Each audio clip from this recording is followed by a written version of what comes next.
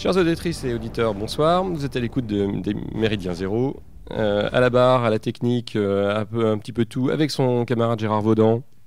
Bonsoir. Jean-Louis Romégas, pour vous servir. Ce soir, eh bien, nous recevons des confrères, on peut le dire. Ni les uns ni les autres ne sommes journalistes, mais nous sommes tous confrères.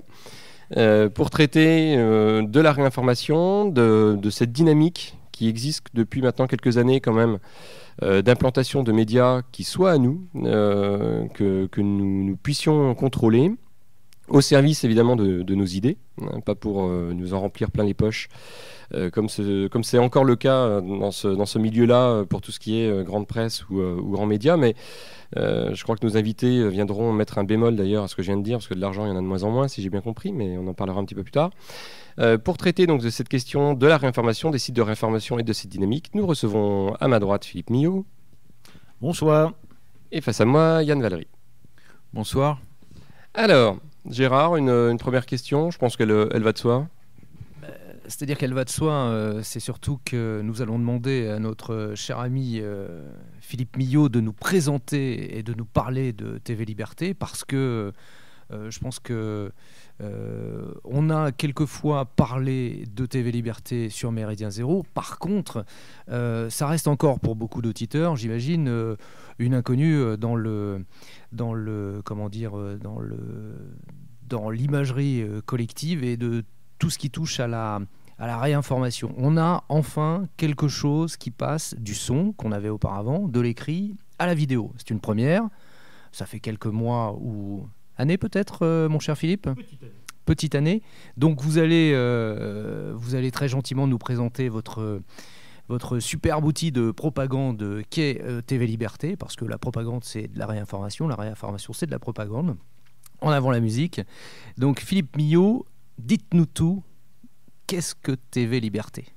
Qu'est-ce que TV Liberté ? D'abord, c'est un projet qui date maintenant de 2 ans. Ensuite, c'est une réalisation, c'est-à-dire les premières émissions. Là, on est au 30 janvier de cette année, donc 9 mois à peu près. Voilà, c'est le bon moment, 9 mois. Voilà. On fêtera d'ailleurs ça dignement et joyeusement le 30 janvier 2015. C'est un projet, c'est une réalisation. Le projet, c'était quoi ? Et c'est quoi maintenant ? Le projet, c'était de se dire, mais vous l'avez, Gérard, bien exprimé, c'était dans notre camp, on va appeler ça au sens large, et on reviendra sur cette idée de sens large. C'était de se dire, il y a plein de choses. Il y a des presses, marginales ou non, il y a des mouvements militants, marginaux ou non, il y a des forces électorales, de moins en moins marginales, il y a plein de choses qui se passent. OK. Il y a des radios, la preuve. Ce qui manque ou ce qui n'existe pas, il y a des vidéos, mais ce qui n'existe pas, c'est quelque chose qui soit un point de référence audiovisuelle qui progressivement va prendre une enveloppe charnelle qu'on appelle habituellement télévision. Ça n'existe pas dans notre camp. Il y a des radios, des radios que je trouve remarquables personnellement, d'autres remarquables selon les moments, qui émettent... mais enfin, ça existe depuis 25 ans, des radios dans notre camp. Bon. Ça, c'est le projet.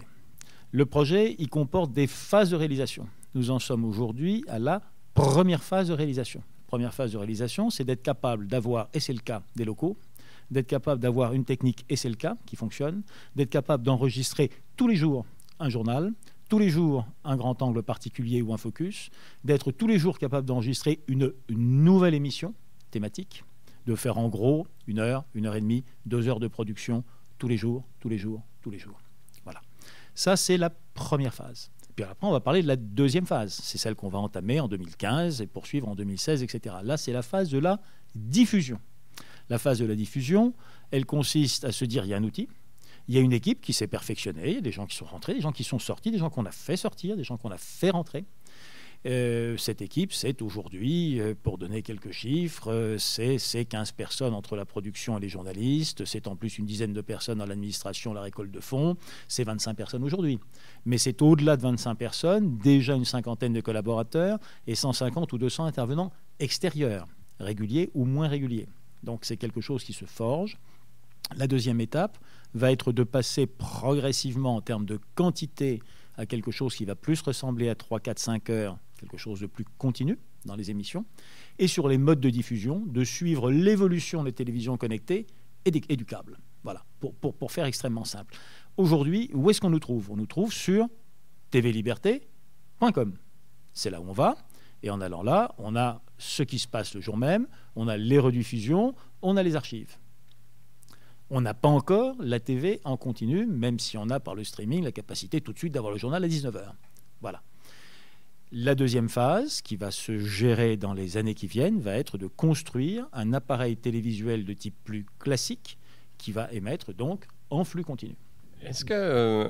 alors, globalement, moi, c'est la première fois que j'ai entendu parler du projet, c'était maintenant il y a 2 ou 3 ans. C'est vrai que ça m'avait laissé dubitatif, que je ne vous cache pas, parce que je me disais, mais c'est énorme. Comme projet, lorsqu'on voit à un moment les appareils logistiques qu'il peut y avoir derrière les médias audiovisuels de grands courants, comme on dit, de mainstream, on se dit, mais dans quelle mesure est-ce que ça, c'est vraiment à notre portée? Bon, vous l'avez fait, et donc, du coup, j'ai perdu mon caractère dubitatif. Par contre, je reste avec des questions sur le modèle économique que ça représente, dans la mesure où on a une évolution actuellement, et on pourra en reparler, Philippe. On a une évolution qui globalement voit la télévision classique justement se faire petit à petit dépouiller par d'autres supports, par d'autres médias. Est-ce que du coup, pour TV Liberté, le fait de viser ce modèle-là, est-ce que c'est pertinent? Je suppose que oui, si vous le faites, c'est qu'à un moment vous avez fait des études derrière. Alors, je vais reprendre la question parce que je vais répondre à côté de la question. Si c'est pertinent, la réponse est bien entendu non. Ça n'est pas pertinent parce qu'on assiste à une évolution tout à fait extraordinaire du paysage médiatique. Quelle est cette évolution? Le premier temps de l'évolution, c'est la crise générale de la société qui fait que les budgets publicitaires tendent plutôt à se raréfier un peu, et que d'un autre côté, la redevance fort dispendieuse ne sert qu'à des outils qui eux-mêmes, les principales chaînes de télévision, sont en régression relative significative en termes d'auditorat téléspectateurs. Et donc, on a quelque chose qui est assez bizarre, c'est que le modèle ancien se survit à lui-même en s'adjoignant une partie du modèle nouveau. Quel est le modèle nouveau? C'est évidemment la toile. Évidemment. Or, ce modèle nouveau, aujourd'hui, sauf allez, on va employer le mot, sauf Mediapart, c'est pas pour y faire de la publicité, mais c'est une réalité qui se fait payer.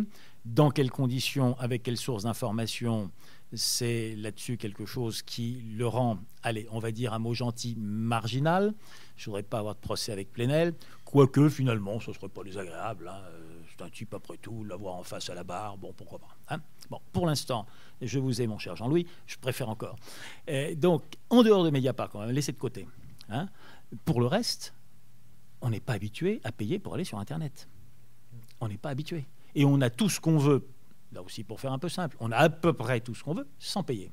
Et donc, pourquoi aller payer si ce n'est pas un truc un peu particulier, genre du porno ou du Mediapart? C'est pas tout à fait pareil, quoique. C'est du porno intellectuel, c'est une forme de pornographie. Pourquoi payer? Et donc là, on est sur le questionnement. Quel est le modèle économique? Si on va quelque part sans payer, mais que pour réaliser ce quelque part, il faut des dizaines de journalistes, comment on fait? Comment on fait? Eh bien, aussi bizarre que ça puisse paraître, on se rapproche les uns des autres. Pour reprendre les décennies passées, quand on était un groupe d'opposition clair, quand on était en dehors du système, quand on était en dehors de la norme, quand on était des nationaux, des anarchistes, enfin, on n'était pas dans le coup de la norme de la société. On n'avait pas accès aux moyens du capitalisme classique de la société pour fonder un groupe de presse, un empire de presse. Mais aujourd'hui, les empires de presse sont réduits à aller sur Internet pour encore trouver des lecteurs et des clients. Et quand ils y vont, ils y mettent des journalistes payants sans être payés pour le faire. Ils sont donc réduits exactement au point où nous sommes, ce que je vais qualifier d'une formule très simple, on est maintenant tous à poil. Et c'est sympa finalement, parce qu'on est en train de faire du nudisme dans la communication, tous à poil ensemble. Alors, une fois qu'on est tous à poil, il faut quand même s'habiller un tout petit peu, ça ne peut pas durer, parce que sinon on a froid, ça ne colle pas. Comment on s'habille? Et là, je commence à aller dans le sens de votre réponse, quel va être le modèle économique? On voit qu'il y a un transfert, qui correspond strictement d'ailleurs à la communautarisation de la société. C'est exactement, on dit la même chose, et c'est que les communautés qui se regroupent par des affinités, par des origines, par des projets, par des lieux ou des centres de vie, etc., sont à ce titre-là, elles, disposées à payer, non pas des prestations, mais à donner pour que leur communauté existe. C'est ce qui se passait d'ailleurs dans l'Antiquité, c'est ce qui se passait pour l'Église, c'est ce qui se passait dans un certain nombre de communautés à caractère religieux ou hippie. Je dirais là encore, c'est parfois un peu la même chose. Mais c'est ce qui s'est passé. On revient à cette situation-là. Et maintenant, quel est le modèle économique? C'est indiscutablement le modèle du don. Du don qui fait qu'il y a des gens qui sont d'accord pour que quelque chose existe et qui sont d'accord au point d'y mettre d'eux-mêmes quelque chose. Ce quelque chose, ça s'appelle un don. Des donateurs, il y en a chez nous, là je suis très concret maintenant, il y en a des réguliers qui, tous les mois, c'est la base, donnent 30 € par mois, d'autres davantage. Voilà, c'est un prélèvement qui existe. Et nous avons comme ça près de la moitié de notre financement qui est acquis par des prélèvements réguliers. C'est un socle régulier qui tombe tous les mois. Et puis il y a par des campagnes spécifiques sur des objets spécifiques parce qu'on crée une émission. Par exemple, on va intégrer dans les semaines qui viennent Alain de Benoît et le courant de la Nouvelle Droite qui n'était pas encore bien installé sur TV Liberté. On va l'installer au travers de plusieurs émissions. Bien, il y a là, évidemment, des ressources humaines, des fichiers, des gens qui ont intérêt, parce que c'est ce qu'ils pensent, à ce que la pensée de la Nouvelle Droite persévère, se développe, et donc qui, naturellement, pour certains d'entre eux, vont verser leur écho, leur obol pour que ça se fasse. Et puis c'est vrai aussi pour des secteurs tout à fait différents, par exemple le secteur de l'armée, de la gendarmerie, de l'armée en général, qui est dans une situation que je ne décrirai pas, qui est épouvantable, hein, en termes de matériel, de perspective, d'objectifs, etc., et même de capacité de projection, et qui sont également des publics qui ont besoin de trouver des endroits où ils puissent être libres d'exprimer quelque chose. Bon. Mais il y a là aussi des associations de gens qui ont eu des fonctions importantes, qui sont dans la stratégie, qui sont maintenant dans l'intelligence économique pour beaucoup d'entre eux, qui ont quelques moyens et qui souhaitent que ces moyens soient mis à disposition de causes qui, somme toute, sont assez proches des nôtres. Voilà, j'ai donné 2 exemples, je pourrais les multiplier, allonger le propos, mais c'est pour vous montrer que le modèle économique, il existe, simplement, il n'est pas capitaliste, ce n'est pas un modèle d'investissement classique, ce n'est pas un modèle de rentabilité, c'est un modèle d'équilibre entre, vous voulez des émissions qui vous correspondent, vous voulez des choses qui soient sexy pour vous, ou qui soient passionnantes pour l'avenir, qui soient le monde d'après, ou qui soient la nostalgie du monde d'avant, selon les émissions, selon votre désir, et bien pour ça, donnez pour recevoir. D'accord. Après vos 2 exemples, du coup, moi, ça me fait formuler deux nouvelles questions. La première, est-ce que ce modèle économique-là, donc nous, en France, on le connaît, vous avez un prédécesseur radiophonique, pour le coup, c'est Radio Courtoisie. C'est vrai que Radio Courtoisie existe depuis des années sur ce modèle-là. Mais justement, et c'est là qu'est ma première question, est-ce qu'il n'y a pas un hiatus entre la tranche d'âge, ou du moins les catégories de gens susceptibles de donner de l'argent et ceux susceptibles d'aller voir une télé sur Internet. Voilà. Vous voyez ma question. En gros, est-ce qu'il n'y a pas de fait un écart un écart technologique, on va dire, d'âge, qui de fait a pu être comblé par exemple sur la radio, parce qu'en effet la bande FM est quelque chose qui est assez simple techniquement, mais qui est sans doute peut-être plus difficile à combler sur Internet. Et c'est vrai que moi j'ai un exemple en tête, c'est mes parents qui par exemple seraient tout à fait réceptifs pour TV Liberté, mais qui, sans avoir un âge canonique, ont passé quand même largement les 70 ans et par exemple ont du mal maintenant. On sent qu'ils ont du mal. Et du coup, parallèlement, Philippe, quelle est la stratégie en fait pour capter finalement un public jeune ? Parce que ce que disait Jean-Louis, c'est ça. En gros, on a un certain public qui est en capacité de donner de l'argent. On a un autre public qui est en capacité de recevoir l'information. Bref, le travail des idées.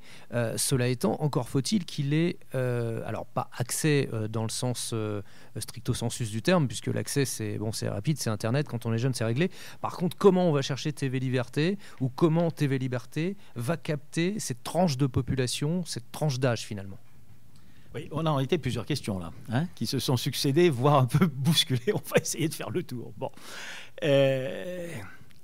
Première catégorie de questions ou d'affirmations. Il y a des donateurs plutôt âgés et il faut toucher aussi des publics plutôt jeunes, notamment par la technique Internet qui se prête davantage aux jeunes qu'aux vieux. Bon, ça c'est la première catégorie de questions. 2 réponses. Première réponse, nous sommes au début, mais ça y est, du processus qui fait que les personnes, disons, habituées à la télévision, à la papa, vos parents, vont pouvoir, ou par des petits boîtiers, ou par des TV connectés, plus de 50% du marché actuel, ou par la transformation du câble, ou par notre propre évolution sur le câble, être dans une situation tout à fait classique. On prend son boîtier de télécommande, on a programmé TV Liberté, et c'est pas plus compliqué que de chercher la 3 ou la chaîne Hippique si on y est abonné. Donc ça, ils savent faire. Et s'ils ne savent pas faire, ils ont en général un neveu ou un fiston qui leur installe le truc, et puis à ce moment-là, ça y est, ça roule. C'est ce qu'ils ont fait d'ailleurs pour beaucoup de bouquets, etc. Donc ça, c'est la première réponse. Oui, les personnes d'un certain âge qui actuellement sont parfois en difficulté pour aller sur TV Liberté pourront, dans les années qui viennent, le faire par l'évolution des techniques. Ça, c'est le premier élément de réponse. Deuxième question, extrêmement intéressante, posée par votre complice. Extrêmement intéressante. C'est comment toucher les jeunes, non seulement avec l'argent des vieux, mais comment les toucher par ce type de moyen, simplement en tant que média. Est-ce que c'est un moyen qui peut s'adresser aux jeunes dans sa structure, etc. Bon, ça, c'est une vraie question, en sachant que les télés classiques ne s'adressent en fait pas tellement aux jeunes. Ils s'adressent aux vieux qui singent les jeunes, qui font du jeunisme.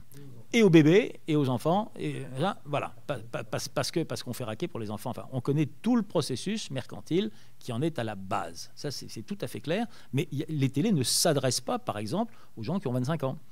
Ça intéresse personne. Voilà. Or, nous, l'avenir de notre civilisation, c'est plutôt les gens qui ont 25 ans. Donc, on est bien d'accord. Alors, première observation. Il y a dans le don, je ne parle pas bien du paiement, je parle bien du don. Il y a dans l'idée de don quelque chose qui est donné pas seulement pour soi. Le don ne suppose pas forcément une réciprocité personnelle, mais on donne parfois pour des gens d'une autre génération ou d'une cause plus générale qui vous dépasse. Ce qui est frappant, et là c'est une réponse claire, c'est que nous avons davantage de donateurs, je pense aux plus importants, qui ne regardent pas TV Liberté, que de donateurs qui regardent. Et quand on les interroge, mais pourquoi vous continuez donc à donner? Mais parce qu'on sait que ça existe, parce qu'on reçoit les documents écrits que nous envoyons également, car nous avons également des lettres régulières, nous avons également un bulletin d'information, nous avons également des supports écrits, et que ça nous montre que ça existe, ça nous montre que ça intéresse des gens, ça nous montre que ça se développe, et ça nous montre que notre argent sert à quelque chose pour ceux qui suivent. Voilà. Donc il y a déjà cet aspect-là qui est important. Ça ne répond pas à la troisième question, c'est comment on intéresse finalement les jeunes. Moi, je crois personnellement beaucoup à la variété. Je crois qu'on peut à la fois faire des émissions, et on commence à le faire, plutôt animées, plutôt sympas, plutôt qui bougent, et des émissions plutôt pieds noirs, anciens coloniaux, machin, etc., qui finalement ont aussi besoin de retrouver une identité ou quelque chose qui leur a été nié pendant des générations. Bon.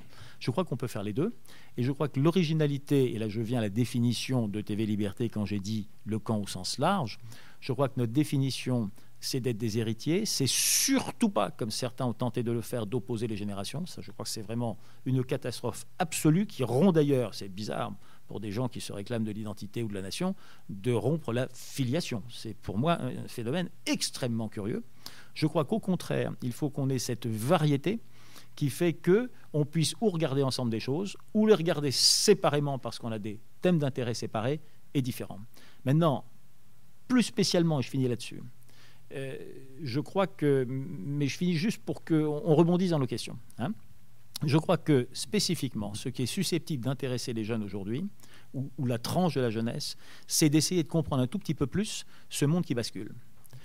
Je crois que le reste, ils en sont gavés. Je veux dire, ça, si c'est pour avoir les rythmes actuels, il n'y a pas de problème, on sait où les trouver. Si c'est pour avoir les modes américaines, on sait où les trouver, etc. Bon, ça, il n'y a pas besoin de nous. Ça, c'est panier garni. Bon. En revanche, si c'est pour trouver intelligible et accessible pour quelqu'un qui a un niveau de culture moyen sup, ou qui s'intéresse tout simplement, la lecture est plus difficile comme mode d'approche, ça c'est vrai. Mais en revanche, il y a un questionnement au cœur à peu près de tous, c'est qu'est-ce qu'on va donc devenir, à quelle source on sera mangé, est-ce que nous, Français, nous, Européens, on aura un rôle dans le monde d'après ou pas? Ils sentent tous qu'il y a un monde d'avant et tous qu'il y a un monde d'après, et tous qui sont à la charnière. Voilà.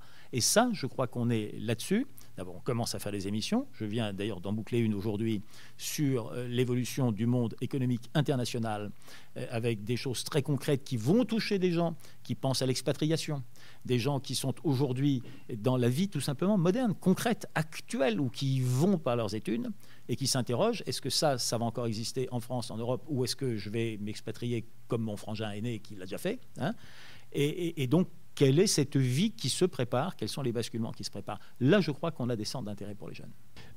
Moi, du coup, oui, les questions me viennent en rafale. Hein. Je suis désolé, c'est comme voilà, ça fait des chapelets. Donc j'en ai 3, Philippe. La première, est-ce qu'on a à l'étranger l'équivalent de TV Liberté? C'est-à-dire qu'on a en gros, si vous voulez, nous sur Méridien Zéro, c'est vrai que bon, déjà, il y avait déjà des émissions francophones qui participaient à Radio Bandiera, mais de fait, l'existence de RBN nous a montré qu'on pouvait essayer de monter une radio Internet. Ça fait maintenant 4 ans que Méridien Zéro existe.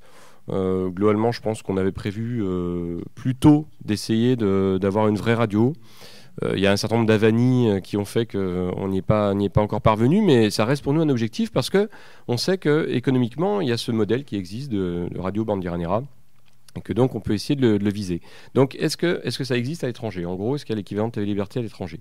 Deuxième question, le fait que pour l'instant, après 9 mois d'existence, il n'y ait pas eu de grosses attaques de la part du paysage médiatique et de tous ces gens qui nous veulent du bien. Vous l'interprétez comment? C'est la technique de l'anaconda qui vise à étouffer par le silence. D'accord, n'en parlez pas. Surtout n'en parlez pas. Ou est-ce que parce que globalement vous avez par le biais des émissions réussi à trouver un ton qui, tout en disant des choses, évite une polémique qui fasse qu'à un moment le paysage s'intéresse à vous. Et la troisième question, du coup, si vous élargissez en fait par rapport au nombre d'émissions, est-ce que TV Liberté, malgré tout, a une ligne directrice? Et laquelle? Gérard? Oui, bon, alors j'en rajoute une quatrième, Jean-Louis, c'est ça. Allez, non, c'est plutôt en lien avec tout ça, puisque il y a peu, nous recevions Henri de Lesquen, nous étions reçus chez Henri de Lesquen, pardon, pour parler notamment de la liberté d'expression. Et du coup, moi, mon interrogation, c'est celle-là, la liberté d'expression, la liberté de ton, mais elle rejoint finalement la ligne éditoriale, la question sur la ligne éditoriale que posait Jean-Louis. C'est-à-dire, y a-t-il une liberté de ton sur TV Liberté, et surtout quid de la liberté d'expression parce qu'on est sur Internet? Est-ce que c'est différent? Est-ce qu'on peut parler librement, tout simplement? Oui, c'est pas une rafale, attendez, là c'est le Donbass, là. Bon. Alors, on va prendre un poil dans l'ordre. Étranger. À ma connaissance, exactement sur ce modèle, non. En revanche, il y a un foisonnement important de choses qui ne relèvent pas exactement de ce que nous faisons, mais de cousins. Les cousins, ce sont des réalisations plus partisanes, plus directement impliquées dans la vie associative. Et là, j'en profite parce que la question me paraît très, très pertinente, mais surtout à l'aune de qu'est-ce qui différencie TV Liberté, qu'est-ce qui différencie en général les médias de l'action publique, politique, associative, etc. Et là, je crois qu'il faut mettre les compteurs à zéro de façon précise. Ce qui différencie les deux, c'est aussi net qu'un communiqué d'une instance politique qui dit « voilà ce que je pense de l'événement intervenu hier », le match de foot, ou la dernière attaque djihadiste, bon, voilà ce que j'en pense. Hein, bon, ça c'est le communiqué, la position du parti. Et d'un autre côté, le média, qui décrit l'événement, qui peut le décrire avec un angle guillemets objectif, c'est-à-dire en présentant diverses facettes, ou qui peut le décrire sous un angle exclusif, donc privatif d'informations plurielles, ou qui peut carrément être un instrument de propagande. Dans tous les cas, le média n'est pas, même si c'est présenté à la façon un peu orientée, mais n'est pas le communiqué du parti. Autre façon de le formuler, l'humanité se casse la gueule, et d'ailleurs a tenu un peu le coup quand elle s'est séparée du Parti communiste, au sens où, restant proche du Parti communiste, elle n'était plus que l'organe du comité central, elle était aussi un peu autre chose. La lettre de la Nation, pour les gens d'une génération plus ancienne que vos jeunes auditeurs, la lettre de la Nation a toujours été une catastrophe absolue. Alors qu'il y avait 600 000 adhérents au RPR, il y avait 5 000 personnes qui disaient la lettre de la Nation, l'organe du parti. Ça n'intéresse personne, ou plus exactement, pas grand monde. Bon. Et donc là, il y a une différence. Je crois qu'un certain nombre de gens ne l'ont pas tout à fait comprise. Et je crois que la vocation qui est la nôtre, et j'en parlerai tout à l'heure, notamment au travers d'un certain nombre d'appels que je voudrais faire à des jeunes militants des médias, et pas des jeunes militants de la politique, et bien expliquer que c'est tout à fait différent d'être l'un ou d'être l'autre. L'un dit « ralliez mon panache, votez pour moi, voilà ce que je pense, et pensez comme moi ». Ça, c'est le militant partisan, et il n'y a pas de honte à ça, c'est le militant partisan. Il est comme ça. Hein. Et l'autre dit, écoutez, nous allons ensemble travailler pour rétablir un certain nombre de facteurs d'information que le mainstream, c'est-à-dire les médias dominants, vous présentent toujours la même sauce, et c'est une sauce qui nous emmène dans le gouffre. Donc, on va le faire ensemble, mais c'est à vous de tirer les conclusions. Vous tirez la conclusion de savoir pour qui vous allez voter ou ne pas voter. Vous tirez la conclusion de savoir à quel groupe vous adhérez ou vous n'adhérerez pas. Vous tirez la conclusion de savoir si vous voulez être veilleur ou si vous voulez aller vous recueillir sur l'acropole. Vous allez tirer vos conclusions vous-même et vous allez vous prendre en charge et être responsable. Un média digne de ce nom, c'est ça. Ce n'est pas l'asservissement à une secte, comme le sont souvent des petits ou des moyens groupes politisés ou parapolitisés. Voilà. Donc là, il y a une différence de nature tout à fait importante. On décrit des événements, on publie des articles, on relate des conférences, on met en scène des discussions, des débats de plus en plus, on fait jouer des opinions contradictoires et à l'auditeur, au téléspectateur, qui reçoit ainsi des informations différentes, de progresser dans sa vie. On lui donne des outils, il va progresser, mais avec des outils. On ne lui dit pas, voilà, c'est la clé, tu ouvres la porte avec ça, si tu ne veux pas l'ouvrir, reste dans le couloir. Il y a une différence de nature. Vraiment, je voulais être long et insister là-dessus, parce qu'un certain nombre de gens se lancent ou croient se lancer dans la réinformation et font en fait de la propagande. Et ils font de la réinformation en se disant, bon, vivement Marine, c'est pas de la réinformation. Oui, non, on est bien d'accord. On a la même démarche au niveau de Méridien Zéro. On reçoit, sur 4 ans, on aura reçu énormément d'invités avec lesquels on n'était pas d'accord. Politiquement, ne serait-ce par exemple qu'en effet, l'invité il y a 15 jours, donc Henri Lesquin, en effet, où politiquement, on n'est pas exactement sur les mêmes lignes. Voilà, après, à chacun de se faire son idée, à la fois de ce que dit la personne ou les personnes, de leur personnalité aussi, etc. etc. Donc, on est tout à fait d'accord. Il ne s'agit pas, en effet, si c'est pour remplacer le parti, c'est pas la peine. Et sur l'anaconda, Philippe, sur la technique de l'anaconda, vous croyez que... Oui, on peut l'appeler anaconda. Oui, ça fait très peur. Hein. Bon. Alors là, je voudrais tordre le cou à un mythe qui est classique, que j'appelle un mythe très marqué à droite, pour ne pas réemployer le terme déplaisant d'extrême droite, mais c'est un mythe où c'est une partie de mythe tout à fait invalidant, incapacitant. En gros, ça consiste à dire que si l'ennemi ne vous attaque pas à fond, c'est ou qu'on est très con, ou qu'on n'est pas dangereux, ou qu'on n'existe pas. Il y a aussi la dernière formule, c'est qu'on s'est un peu démerdé. Bon, il n'y a pas l'idée qu'on est forcément la citadelle assiégée, cette espèce de vieille mythologie nostalgique, franchement, qui m'empoisonne la vie, hein, et qui a empoisonné la vie de générations. On est la citadelle assiégée. Fort l'honneur, vous allez voir ce que vous allez voir. Voilà. Hein, mais on se battra jusqu'au bout, hein, jusqu'au dernier, vous allez voir. Bon. Non, pas forcément. Non, pas forcément. Hein. C'est vrai que il y a des offensives et des contre-offensives. C'est vrai que quand on est concurrent sur un même champ, il y a des gens qui ne sont pas trop d'accord et qui essayent de porter le fer. C'est vrai. Ce n'est pas forcément toujours pour ça que les concurrents s'assassinent entre eux. Ça, c'est la première chose. Donc, arrêtons d'avoir une mentalité permanente d'assiéger. Deuxième terme de la réponse. Il n'y a pas eu, à ma connaissance, d'attaque majeure, quoique certains sénats gauchistes aient commencé, mais ça, ils font leur boulot de basse police, mais c'est comme d'hab. Hein. Enfin, on connaît tellement ça que... Bon, ça fait depuis Trotsky qu'ils le font, je ne vois pas pourquoi ils changeraient. Hein. Ça fait un siècle bientôt. Voilà, ils ont leur vieille manie, leurs vieilles habitudes. En fait, c'est vrai qu'il n'y a pas eu, pour l'instant, de contre-offensive majeure. Mais c'est vrai aussi que nous n'avons pas prêté le flanc de manière directe, nous n'avons pas créé par des provocations, par des outrances. Nous avons gardé certaines mesures, nous avons varié les champs d'intervention, nous n'avons pas fait dans la monomanie, nous n'avons pas donc également enfreint un certain nombre de lois que nous contestons par ailleurs parfaitement et pleinement, mais nous les faisons contester. Je prends un exemple très concret. Dans Bistro Liberté, qui est une émission que je trouve très intéressante, c'est une vraie émission de débat. Il y a par terre, il y a 4, 5 intervenants, parmi lesquels il y a indiscutablement quelqu'un qui est très marqué à gauche, donc qui n'est pas attendu sur TV Liberté au sens classique. Il a d'ailleurs à la fois le visage, les propos, le style, enfin tout. Bon.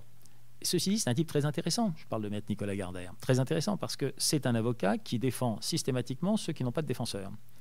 Hein ? Il est allé jusqu'à défendre Serge Ayoub. Je veux dire, bon, soyons simples. Bon, Serge, pour trouver un défenseur, pas évident. Non, c'est pas évident. Bon, il l'a fait. Hein, il l'a fait. Et donc, voilà quelqu'un qui, indiscutablement, il est chez les Verts, il est pour l'immigration, enfin, il est tout ce que, en gros, je pense pas que les gens qui écoutent Méridien Zéro, ni TV Liberté, ça les passionne pas, quoi, c'est pas leur truc. Bon.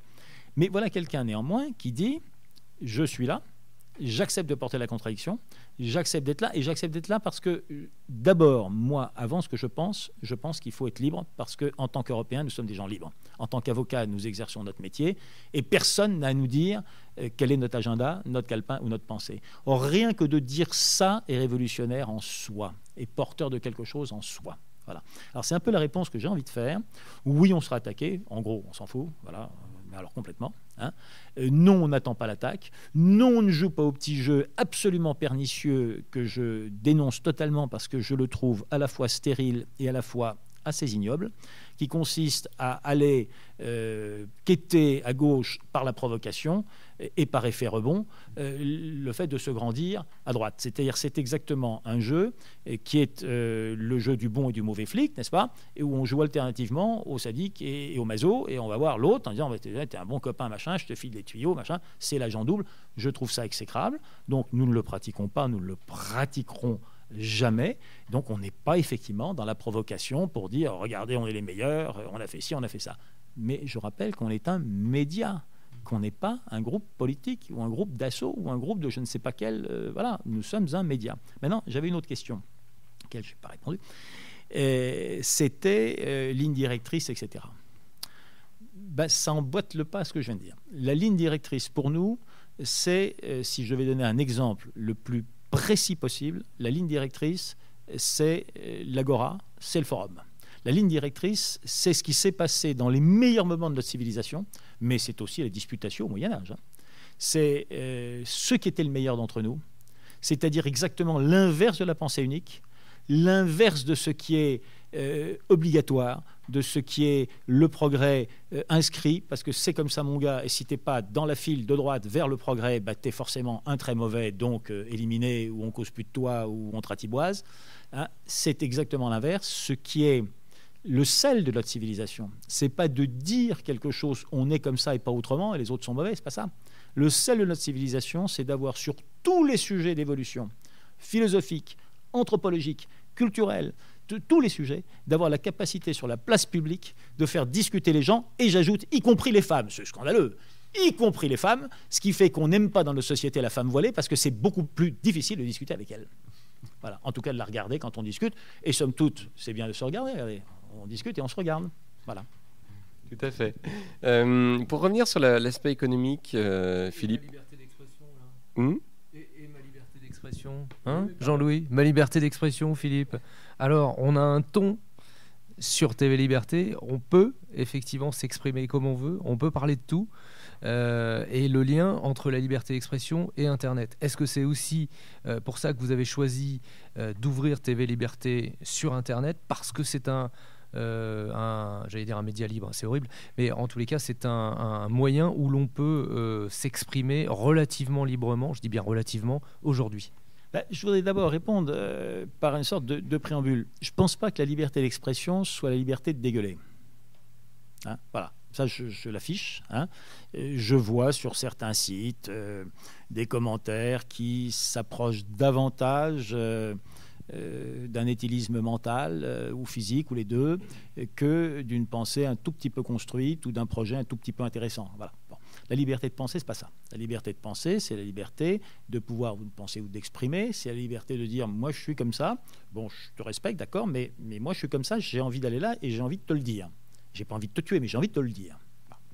Et j'ai envie de te le dire correctement. Et j'ai envie de le dire fermement, correctement. Est-ce qu'il y a plus ou moins de liberté de pensée et d'expression sur Internet? Oui, apparemment, il y en a plus. Je ne crois absolument pas à sa pérennité. Je pense qu'Internet fait partie du monde actuel et de loin, et que le monde actuel saura faire respecter peu ou prou les préceptes du monde actuel. Voilà ce que je pense. Et donc, je pense qu'il faut se préparer à ce qui est en train de se produire, c'est que Internet rejoint et rejoindra le monde actuel avec ses privations. Je crois qu'en revanche, donc, ce qui est important, c'est de réouvrir dans l'espace public ce qui était fait sur des télévisions mainstream il y a encore 20 ou 30 ans, qui étaient des vrais débats, avec des vrais animateurs de débat, et pas des pitres qui se foutent d'un bonhomme qui est jeté en quelque sorte en pâture au lion médiatique représenté par les censeurs bien connus et par des visages qui, condamnent, ne sont pas toujours très sympathiques. Voilà.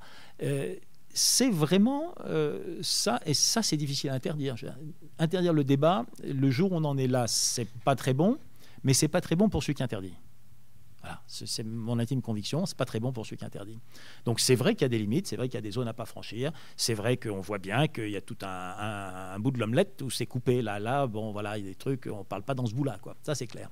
Il en reste quand même beaucoup de bouts dont on peut débattre, hein, et on peut ensemble faire, et ça nous prend toute la nuit, la liste des sujets de débat. Et quand on a fini cette liste, on s'aperçoit que oui, il y a des sujets plus difficiles, mais que quand même, on peut discuter à peu près de tout si c'est présenté sous cette forme-là. Je crois, quand même. D'accord. Autrement dit, ils n'ont pas complètement réussi. Et mon intime conviction, c'est que ils, c'est-à-dire les maîtres du monde, ne réussiront jamais à priver le monde entier, tout le temps, de toutes les libertés. Ça, je crois que ça ne sera jamais vrai, jamais possible. Non, mais je suis content d'entendre cet optimisme, Philippe. Et par ailleurs, je le partage. Donc, sinon, on ferait pas ce qu'on fait non plus. Tout à fait. Pour revenir sur l'aspect économique, du coup, juste parce que les auditeurs, je pense qu'ils se posent la question, comme moi je me la pose. Finalement, faire tourner une télé comme TV Liberté, ça représente un budget annuel de combien de millions d'euros? Combien de millions? Attendez, parlons d'abord de un peu moins. Bon, combien de millions? On y viendra dans les années qui viennent. Bon, on va donner quelques éléments de chiffres, hein. Le point de repère pour nous, pas forcément parce que c'est une télé religieuse, hein, c'est KTO TV, pas à raison exactement de ce qu'elle exprime, mais à raison de son mode de fonctionnement, le don, à raison de son niveau d'efficacité et d'affaires. Et je noterai deux choses.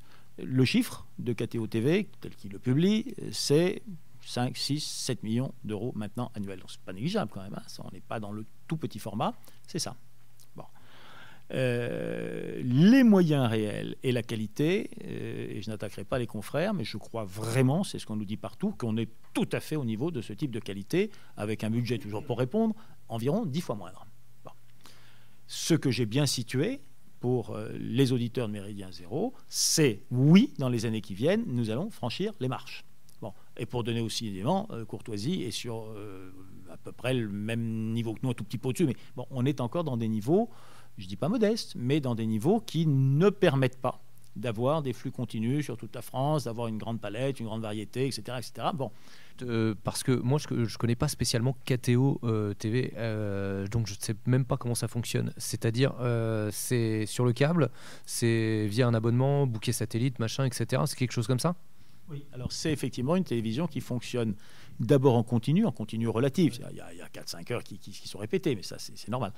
Mais c'est surtout une télévision qui fonctionne multicanaux. C'est par le web, mais c'est aussi par le câble, c'est aussi par le satellite. C'est-à-dire vous avez plusieurs modes d'approche. C'est ce que nous ferons avec les moyens des années qui viennent un peu différents, mais c'est ce que nous ferons dans les années qui viennent. Voilà. D'accord, très bien. Nous allons faire une première pause musicale avant de passer notre deuxième invité à la question, parce que du coup, pour l'instant, on ne l'a pas beaucoup entendu, hein, Yann. Mais ton tour vient. Ouais.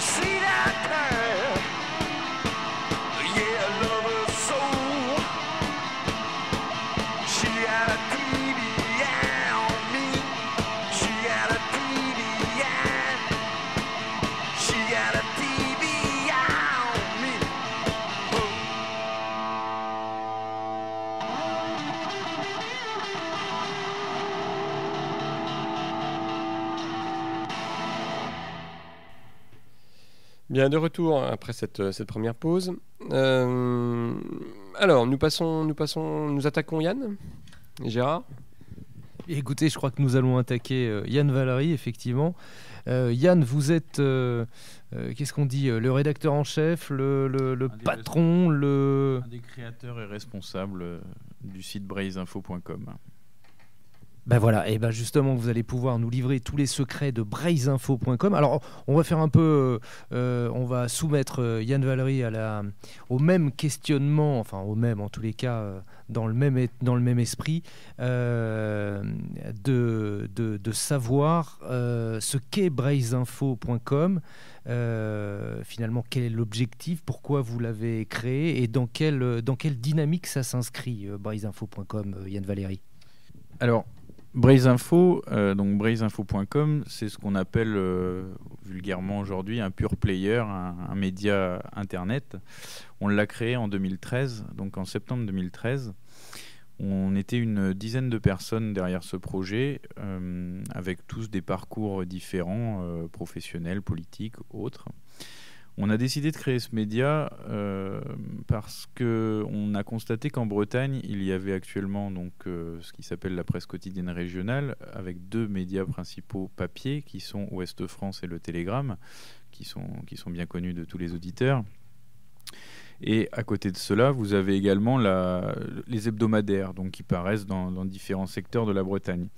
Et nous, ce qui nous intéressait quand on a lancé Braisinfo, c'est d'offrir une voie différente aux lecteurs qui potentiellement allaient sur Internet de plus en plus, y compris les lecteurs de la presse papier. On s'est rendu compte dans notre analyse que Ouest France et Le Télégramme étaient des médias subventionnés, archi-subventionnés. D'ailleurs, ils sont de moins en moins en forme économique.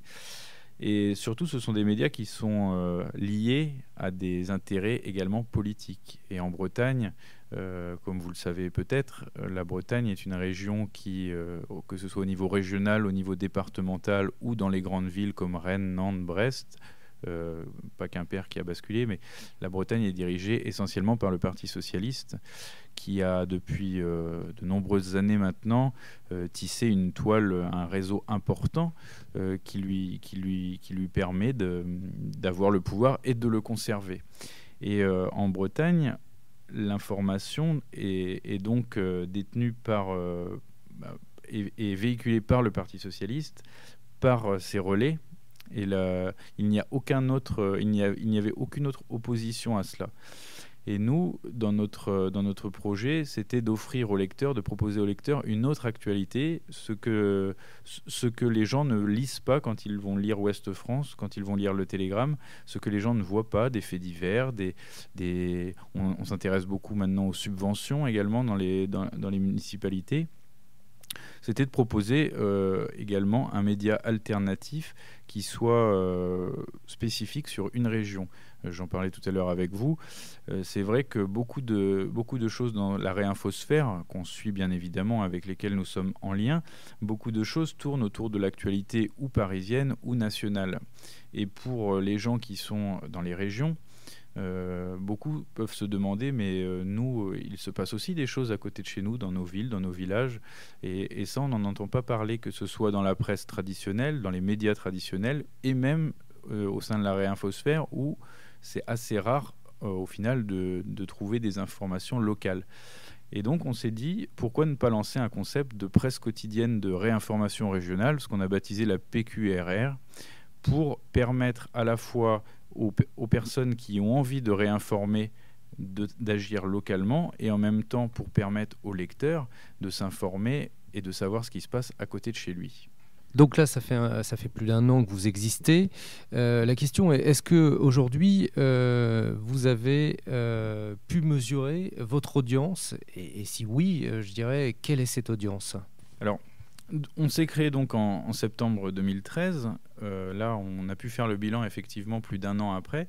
Il faut savoir qu'on est très attaché au sein de notre rédaction à faire quasi exclusivement de la création de contenu, c'est-à-dire qu'on ne reprend pas de dépêches, on ne reprend pas d'articles, on fabrique nous-mêmes nos informations, et ça nous paraissait important parce que on se considère vraiment comme étant des journalistes et non pas simplement des blogueurs. Et d'ailleurs, en plus d'1 an maintenant, on voit qu'on commence à avoir une influence significative sur la Bretagne, non pas dans une microsphère, mais réellement, que ce soit au niveau des acteurs culturels, des acteurs politiques, des acteurs économiques bretons qui nous lisent. Je vais vous donner quelques chiffres. En 1 an, on a publié à peu près 2300 articles. Donc on tourne à une moyenne de 5-6 articles par jour,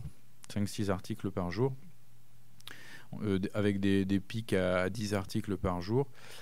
On a un public aujourd'hui qui atteint entre 6 et 6500 lecteurs uniques par jour, avec des pointes, je vous prendrai par exemple sur ce mois-ci, on a fait plusieurs pointes à 25, 30 000, et même on a dépassé un petit peu les 30 000 visiteurs uniques sur certains sujets bien précis. Et c'est des chiffres qui montrent que le public s'intéresse aussi à son actualité locale, parce que les gros articles qu'on a pu faire concernaient par exemple une enquête qu'on avait réalisée sur des versements d'argent au Théâtre National de Bretagne à Rennes par la municipalité socialiste de Rennes. Elle concernait également des subventions qui avaient été faites à Nantes. Elle concernait une histoire qui se passait au niveau d'un projet de construction à la mosquée de Quimper, d'une mosquée turque de Quimper. Ça a été énormément relayé, y compris d'ailleurs dans la réinfosphère nationale. Et c'est vrai que ça c'est aussi une forme de récompense pour nous. C'est que nous, on fait du travail d'actualité locale, et quand on est repris par la presse nationale, y compris d'ailleurs par nos amis de TV Liberté, pour qui nous avons réalisé aussi des reportages qui leur apportent des vidéos locales, des vidéos régionales, et en même temps, c'est toujours le système du réseau. Alors, donc, comme je vous disais, donc, on est à peu près 6 500 lecteurs par jour. On s'est intéressé également à l'âge de notre lectorat, et ça, on était très surpris. 61% de nos lecteurs ont moins de 34 ans. On en a 28 entre 35 et 54 ans, et on en a 11% en plus de 55 ans. Donc ça montre qu'on a un public très jeune. On est présent beaucoup sur les réseaux sociaux, bien évidemment, sur Facebook, sur Twitter. On est suivi par les principaux députés bretons, par les principaux conseillers régionaux bretons, qui ou bien s'abonnent à notre mailing list, donc qu'on envoie toutes les semaines avec les meilleurs articles, les meilleurs articles qu'on sort dans la semaine, ou bien via nos réseaux sociaux sur Twitter. Et on est aussi suivi, bien évidemment, par la presse régionale subventionnée. Celle qui n'a pas le deuxième R. Effectivement, ils ne l'ont pas mérité. On est suivi par eux, puisque je pense qu'il y a chez eux une certaine forme de frustration, puisqu'il y a bien évidemment des journalistes honnêtes dans leur rédaction, mais des journalistes qui ont des menottes et qui dépendent, dont le salaire est lié à ce qu'ils vont écrire ou ne pas écrire. Et quand ils voient des informations que l'on sort régulièrement, ils doivent se dire que nous faisons réellement un travail indépendant et un travail de vraie information. Je vais vous prendre un exemple récent. Vous avez sans doute suivi ce qui s'est passé à Rennes suite à la mort de Rémi Fraisse. Il s'est trouvé que Rennes, comme Nantes d'ailleurs, ont été étonnamment laissées ville ouverte aux mouvances d'extrême gauche radicale, qui ont totalement saccagé le centre-ville et de Rennes et de Nantes plusieurs fois. Bon, ça n'avait bien évidemment rien à voir avec la mort de Rémi Fraisse. On peut en penser ce qu'on veut d'ailleurs de cette histoire du barrage de Sivins, et là on n'est pas là pour en débattre. Mais il se trouvait que nous, on a enquêté sur le fait que le préfet d'Ille-et-Vilaine, donc qui s'occupe de Rennes, M. Strosda, avait donner des consignes. On a eu des policiers au téléphone qui nous ont dit qu'il y avait des consignes de ne rien faire, de laisser les antifas, enfin là d'ailleurs c'est pas les antifas, c'est l'extrême gauche, de laisser l'extrême gauche agir pour en fait les canaliser.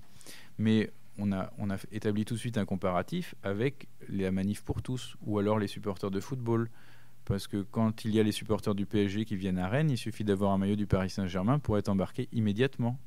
Enfin, ça, c'est votre côté ultra qui parle, Yann, si je ne m'abuse. Hein. Mais je n'ai jamais caché que j'avais appartenu, effectivement, mais là, je vous livre une analyse brute de pomme. En même temps, vous êtes passé dans le dernier RR, enfin l'avant-dernier RR, donc ça va être dur de le nier. Effectivement, mais je ne le nierai pas en plus. Mais oui, mais je vous parlais des supporters de football du PSG parce qu'effectivement, ils ont tous été arrêtés en arrivant à Rennes, y compris des supporters qui ne peuvent pas être qualifiés d'ultra ou de dur. Hein. C'était simplement des supporters avec des maillots de foot qui ont été embarqués dans des paniers à salade. Les manifestants de la Manif pour tous, quoi qu'on en pense par ailleurs d'ailleurs, ont été souvent réprimés, les veilleurs. On a vu des gens arrêtés, y compris à Rennes. Et cette mouvance-là, non. Ils ne déclarent pas leur manifestation, ils ne déposent aucun nom, ils se rassemblent alors que c'est interdit et il n'y a pas d'arrestation. Aucun média n'en a parlé, nous en avons parlé. Et bizarrement, lors de la dernière manifestation, il y a eu des nouvelles mesures qui ont été prises par le préfet, beaucoup plus dures cette fois-ci, comme si... action-réaction, comme s'il y avait un effet réel à ce qu'on écrivait, ce qu'on pouvait produire. Alors, journalisme de terrain, journaliste d'investigation, grand reporter en Bretagne, finalement. Quel est le profil type du militant journalistique de braisinfo.com ? Alors, quand vous dites militant, effectivement, il y a une forme de militantisme, mais là, je rejoins totalement ce que disait Philippe Millot, c'est du militantisme journalistique. C'est bien pour ça que j'ai employé ce terme, parce que on a bien, enfin Philippe l'a bien expliqué, pour dissocier ce qu'est le militantisme politique pur, finalement, et ce qu'est le militantisme ou le militantiste ou le militant journalistique. Pourquoi ? Parce que finalement lui il a à cœur d'informer ou de réinformer en fonction de ce qu'il rencontre. Évidemment. Alors, il n'y a pas un profil type à Braisinfo et c'est, je pense, qui fait sa richesse. C'est-à-dire qu'au sein de notre rédaction, qui compte maintenant une vingtaine de collaborateurs, pas tous réguliers, hein, nous sommes une petite poignée réguliers et ensuite nous avons une vingtaine de collaborateurs, vous avez vraiment des gens issus de différents milieux, d'un âge différent. On a une équipe avec des retraités, on a une équipe avec des étudiants. On a une photographe polonaise. Polonaise, oui. Photographe. Qui est photographe et qui chaque semaine réalise un reportage photo sur une cité de Bretagne, un paysage de Bretagne. On a des étudiants. Oui, tout le monde ne peut pas être plombier.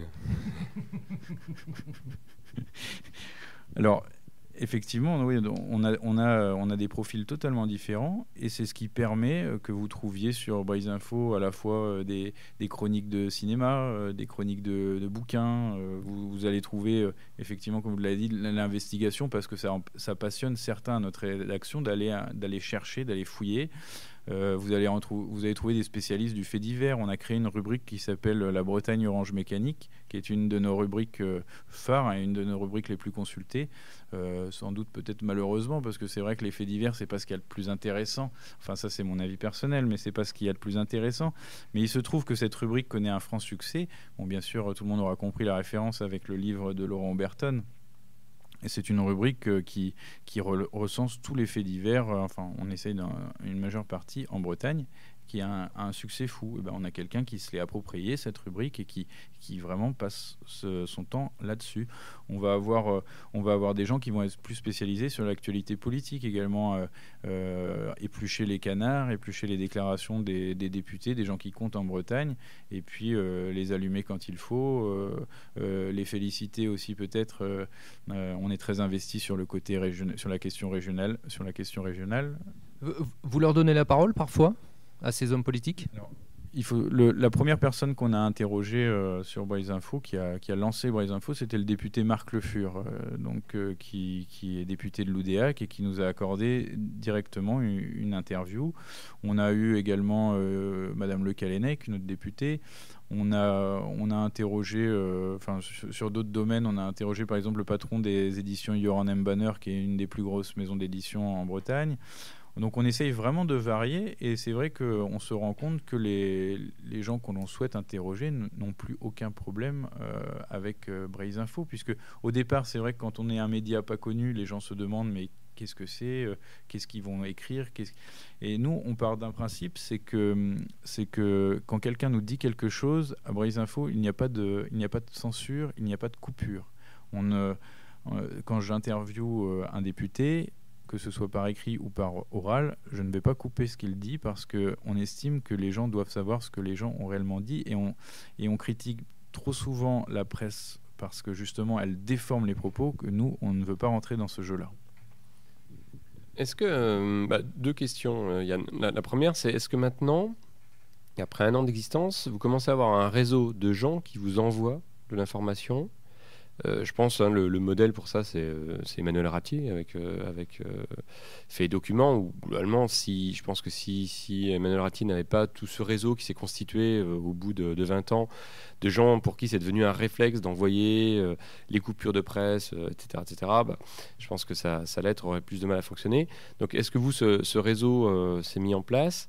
Deuxième question, du coup, économiquement, parce que si en effet, je suppose que c'est pas votre métier aux uns ou aux autres, vous êtes sur Internet, vous n'êtes pas payant, donc de fait, comment est-ce que vous arrivez à concilier vos activités professionnelles aux uns et aux unes et aux autres, et justement le fait d'aller chercher, parce que c'est un métier, par ailleurs, c'est un métier, il faut éventuellement en vivre, il faut aller gratter, et je pense que lorsque, par exemple, vous parliez au tout début de l'entretien du fait que vous alliez chercher l'information, c'est vrai que c'est beau parce que lorsqu'on regarde autour de nous, et y compris des gens qui sont des camarades, je pense à Arnaud Naudin avec Nouveau Presse, c'est vrai que encore aujourd'hui, Nouveau Presse, par exemple, a besoin de reprendre de l'information qui a déjà été élaborée par l'AFP pour les agences de presse, parce que sinon, je pense qu'ils ne tiennent pas.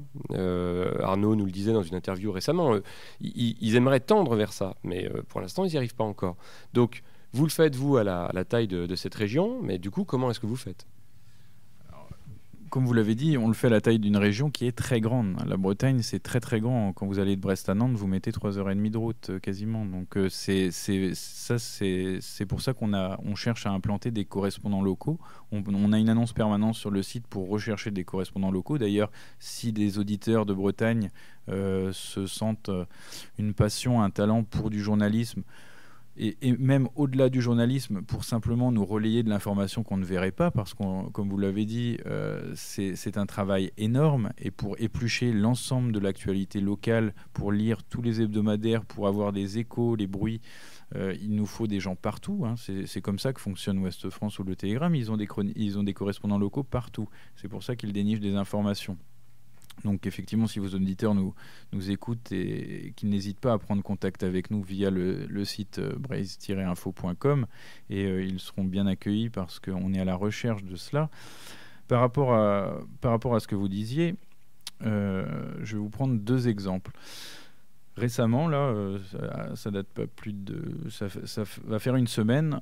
On nous a appelé, un appel d'une personne qu'on ne connaissait pas, qui nous a justement informé de quelque chose qui s'est passé au conseil municipal de Lorient qui nous a intéressés, où les élus Front National du conseil municipal de Lorient, donc la personne en l'occurrence se déplace au conseil municipal, il y a 3 élus actuellement du Front National au conseil municipal de Lorient. Et ces élus ont voté des subventions, notamment pour le Centre culturel islamique de Lorient, mais également pour des associations qui financent certains séjours à l'étranger. Là, il y en avait un au Burkina Faso et un autre au Cambodge. Bon, ça nous a interpellés parce que c'est vrai que... Pourquoi ? Alors, j'ai envie de vous dire, surtout le Centre culturel islamique. Alors, c'est vrai que ça interpelle de moins en moins avec le Front National actuel, effectivement. Mais nous, ça nous a interpellés, effectivement, parce que ces gens-là ont été élus sur d'autres programmes. Et ils ne respectent pas forcément leur électorat. Donc, et c'est surprenant de voir un élu Front National qui vote une subvention pour un centre culturel islamique. Donc ça, c'est un exemple concret récent, et ça se développe de plus en plus. Alors, on n'a pas des milliers de sources, on n'est pas encore le canard enchaîné, on n'a pas encore des députés qui nous appellent pour nous annoncer que leurs voisins font des choses pas très bien, mais ça va venir parce que on sent que c'est en train de percer, et plus notre audience monte, plus on compte, plus certaines personnes savent qu'ils ont intérêt à nous contacter, à nous donner de l'information, parce que nous, on la sortira. Et nous serons les seuls à la sortir, parce que les autres ont trop de risques à la sortir. Et nous, il n'y a aucun problème, on est là pour ça. Alors attention, c'est aussi un risque. Je me souviens de quelqu'un qui disait, bah oui, fut une époque, quand on voulait tuer une info, on la balançait à minute. Alors, un risque pour qui ? L'idée, c'était tout simplement quand on voulait dévaloriser une information, à l'époque, enfin en tous les cas, c'est quoi, c'est les années 80, c'est ça ? Les années Mitterrand, voilà, c'est ça. On balançait l'information à minute sortait un scoop. Et du coup, la réaction de la population ou même de la classe médiatique de l'époque, c'était ouais, mais c'est chez Minute, c'est là-bas, chez les méchants. Alors justement, vous êtes étiqueté méchant ou pas ? Alors, pour répondre à la question Minute, il y a une différence quand même avec l'époque, c'est qu'aujourd'hui, sur Internet, les choses se relaient partout. C'est-à-dire qu'il va y avoir des personnes qui vont voir l'article et qui vont le relayer, qui peut être repris d'ailleurs, parce que nos dépêches peuvent être reprises en mentionnant la source sur d'autres sites internet. Et au final, ce sera peut-être parti de Braise Info, mais ce sera arrivé sur d'autres sites encore plus lus, qui auront peut-être encore plus de légitimité que nous. Même si nous estimons maintenant avoir une forte légitimité en Bretagne de par notre audience et de par notre influence. Je vous prends un autre exemple par rapport à cette recherche d'informations. Au début de Braise Info, il y a eu une petite histoire, somme toute banale peut-être, une nonagénaire à Plédran, donc à côté de Saint-Brieuc, pour les auditeurs qui ne connaissent pas, était menacée d'expropriation par la municipalité socialiste de la commune pour une vague histoire de un terrain dont elle avait hérité de sa famille, et que la mairie, pour faire simple, la mairie voulait reprendre ce terrain et le revendre. La dame, âgée de 90 ans, était allée se retrouver tout simplement à la rue, et c'était sorti dans un hebdomadaire local. Mais du coup, si c'était resté au stade de l'hebdomadaire local, ça n'aurait jamais fait de bruit. Nous sommes allés sur le terrain, nous avons rencontré cette dame, nous avons rencontré ses enfants, nous avons tenté d'interroger, parce que là, pour le coup, nous avons une fin de non-recevoir, la municipalité socialiste. Nous nous sommes renseignés sur la municipalité socialiste, sur les subventions qu'ils attribuaient, sur comment la maire de l'époque était arrivée à la tête de la municipalité. Nous avons sorti plusieurs articles qui ont connu un buzz auquel on ne s'attendait pas, puisque c'est vrai que ça partait d'une histoire locale, mais ça s'est retrouvé sur certains sites de la Réinfosphère nationaux, et je pense que le standard de la municipalité de Plédran a été pris d'assaut comme ils n'ont jamais connu. Du coup, ça a commencé même localement, ça a commencé à secouer l'affaire. Il se trouve que cette année, il y avait les élections municipales. La maire de Plédran n'a pas été réélue. Je ne sais pas si on y a contribué. Je sais qu'on a sorti d'autres choses, puisque on est parti de cette histoire-là et on a continué à creuser sur cette commune, sur des subventions qui étaient étranges, sur des copinages politiques, sur des personnes qui avaient des postes à la communauté d'agglomération, qui étaient très proches de la maire, qui avait elle-même un poste influent dans cette communauté d'agglomération. Yann, ça s'appelle la vie locale politique, ça. Jean-Louis. Oui, et du coup, ma question sur le modèle économique. Et puis j'en rajoute une autre, du coup, parce qu'il faut charger la barque. Donc le modèle économique, et ensuite, est-ce que Braise Info est réellement exportable ? Parce que vous avez parlé donc de la PQRR. Donc dans le premier R, c'est régional. Est-ce que le modèle Braise Info est réellement extensible à d'autres régions ? Parce que la Bretagne, à l'instar, je dirais, de l'Alsace, peut-être éventuellement du Nord, et encore, a quand même une identité telle, et c'est un microcosme à taille régionale, mais un microcosme quand même tel que il y a cette base, il y a ce sentiment d'appartenance qui recoupe toute la société, de la gauche jusqu'à la droite, parce qu'il y a quand même une bonne partie, je pense, des gens qui votent à gauche, qui votent socialiste en Bretagne, qui se définissent quand même comme bretons. Ils n'y mettent pas la même définition que nous, mais ils se définissent comme bretons. Est-ce que réellement, du coup, ce n'est pas ça aussi qui assure le succès de Braise Info ? Cet ensemble, cette osmose et cette homogénéité d'identité, de réaction par rapport à l'identité bretonne. Et est-ce que du coup, on peut imaginer un support comme ça dans le centre, dans la région centre, ou la région, je ne sais pas, Champagne-Ardenne ? En même temps, champagne-ardenne-info.com, ça pète moins que braiseinfo.com. Sachant qu'en plus, maintenant, ce sera Champagne, Ardennes, Lorraine, Alsace. Malheureusement pour nos amis alsaciens.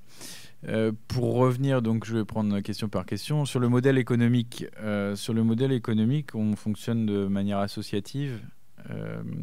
On fonctionne un peu comme TV Liberté sur la formule des dons également. Récemment, on a lancé une collecte via le financement participatif sur la plateforme Ulule. On avait chiffré un besoin de 5 000 € pour notre serveur, pour le défraiement d'une partie de nos bénévoles lorsqu'ils se rendent sur un reportage. On a atteint ces 5 000 €. Donc c'était un premier objectif qu'on s'était fixé. On a dépassé même les 5 000 €. Alors c'est pas ça, comme vous l'avez dit tout à l'heure, c'est pas ça qui va permettre de faire des salariés.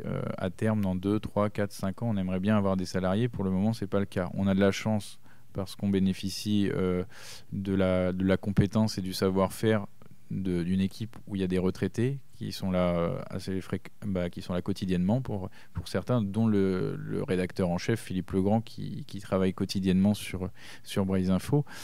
On a aussi possibilité pour certains, pour les plus jeunes comme nous, d'avoir quelques défraiements, mais effectivement on n'en vit pas. On a des perspectives réelles, je pense, et j'essaye de m'en convaincre en plus sur l'avenir, sur les prochaines années, de développer. Alors, et là je vais basculer sur la deuxième question, puisque vous parliez donc de la presse quotidienne régionale de réinformation, et si j'ai donné ce nom-là, c'est pas anodin, c'est parce qu'il y a derrière aussi cette idée de créer un réseau, parce qu'il n'y a pas de raison que la Bretagne travaille toute seule dans son coin et que d'autres initiatives ailleurs en France, dans d'autres régions, ne puissent pas se monter. Alors certes, comme vous l'avez dit, la Bretagne a un caractère identitaire fort, c'est très marqué. Nous, on ne s'est jamais caché à Braise Info d'avoir une tendance régionaliste, même si on ne veut pas tomber, comme le font d'autres médias d'ailleurs en Bretagne, dans le régionalisme aveugle, c'est-à-dire dans le régionalisme qui fait perdre une partie de journalisme aussi, parce qu'on on tombe dans le militantisme, et certains médias locaux en Bretagne tombent dans le militantisme, et pour moi c'est quelque chose qui fait perdre un peu en crédibilité dans l'information qu'on veut faire passer. Pour rebondir sur les autres médias, il faut savoir que déjà ça existe, puisque à la suite de Braise Info, d'autres médias ont commencé à émerger ces derniers mois. Je prends l'exemple de nos amis de Nice Provence Info, donc qui s'occupent de leur secteur là-bas. De nos amis également de Lengadoc, donc qui ont lancé lengadocinfo.com. Il y a des projets sur le court terme en Alsace, en Flandre, dans le Poitou. Alors là, pour le coup, on est dans une région qui a peut-être moins d'aspect de caractère identitaire, mais je ne pense pas qu'il y ait besoin d'avoir une région qui aurait, on va dire, le potentiel d'être autonome. Je pense que ce qu'il faut, c'est faire de l'information locale. C'est vraiment dans un spectre localiste, et je pense que des gens dans le Poitou ou en Champagne seront très contents de lire l'information qui les concerne, qui les touche directement autour d'eux, et de pouvoir s'identifier à quelque chose qu'ils ne vont pas lire dans le canard local, parce qu'encore une fois, la presse quotidienne régionale, celle-là qui n'est pas de réinformation, elle ne dit pas ce qui se passe à côté de chez les gens. Et nous, dans ce qu'on essaye de lancer comme réseau, là encore, c'est un appel aux auditeurs qui souhaitent, dans leur région, dans leur ville, dans leur province, qui souhaitent se lancer là-dedans, qui souhaitent faire remonter des informations, qui n'hésitent pas déjà à se renseigner auprès de, s'ils sont en Languedoc, s'ils sont en Alsace, s'ils sont en Flandre, s'ils sont en Provence, s'ils sont en Bretagne, s'ils sont dans le Poitou. Il faut qu'ils sachent qu'il y a déjà des médias qui ou bien sont créés ou bien vont se créer, et qui ont vocation à relayer l'information que les autres ne donnent pas. Et est-ce que derrière tout ça, on va retrouver une espèce de fédération finalement, ou une espèce d'organisation qui va chapeauter tout ça, ou une coordination absolument, plutôt qu'une fédération, Jean-Louis?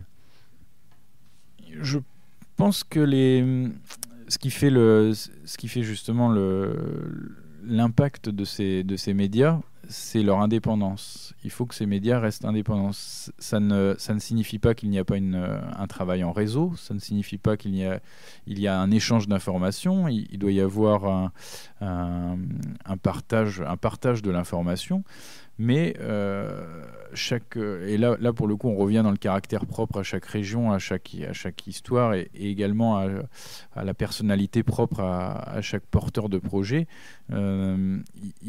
Chacun doit avoir son caractère pour que ça marche, parce que si on impose un modèle, s'il y a un modèle qui impose et qui se centralise, et c'est d'ailleurs, vous avez parlé tout à l'heure de Novopresse, c'est peut-être ça qui a fait le problème de Novopresse, c'est que en fait, pour lequel j'ai collaboré à une certaine époque d'ailleurs, mais c'est parti d'une base centrale, et ça s'est développé en satellites régionaux. Et nous, c'est un petit peu l'inverse qu'on souhaite faire, c'est-à-dire que les gens en région se prennent en main et se responsabilisent, fabriquent leurs médias, récoltent leurs informations, et ensuite, une fois que ce soit lancé, eh ben, si ça se lance dans 5 régions, c'est bien. Si ça se lance dans 10 régions, c'est très bien. Dans 13 régions, maintenant.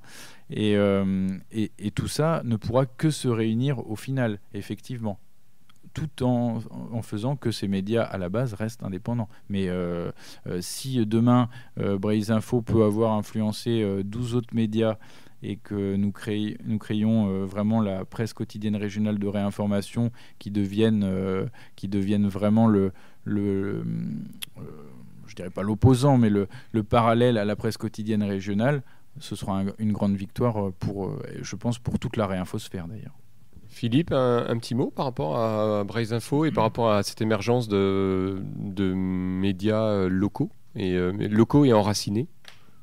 Oui, alors un petit mot pour d'abord me réjouir absolument de l'exposé de Yann, que je trouve instructif et intéressant. Et par ailleurs, pour dire aussi qu'il y a d'autres médias qui existent. Il n'y a pas que des médias strictement régionaux, régionalistes, enracinés, etc.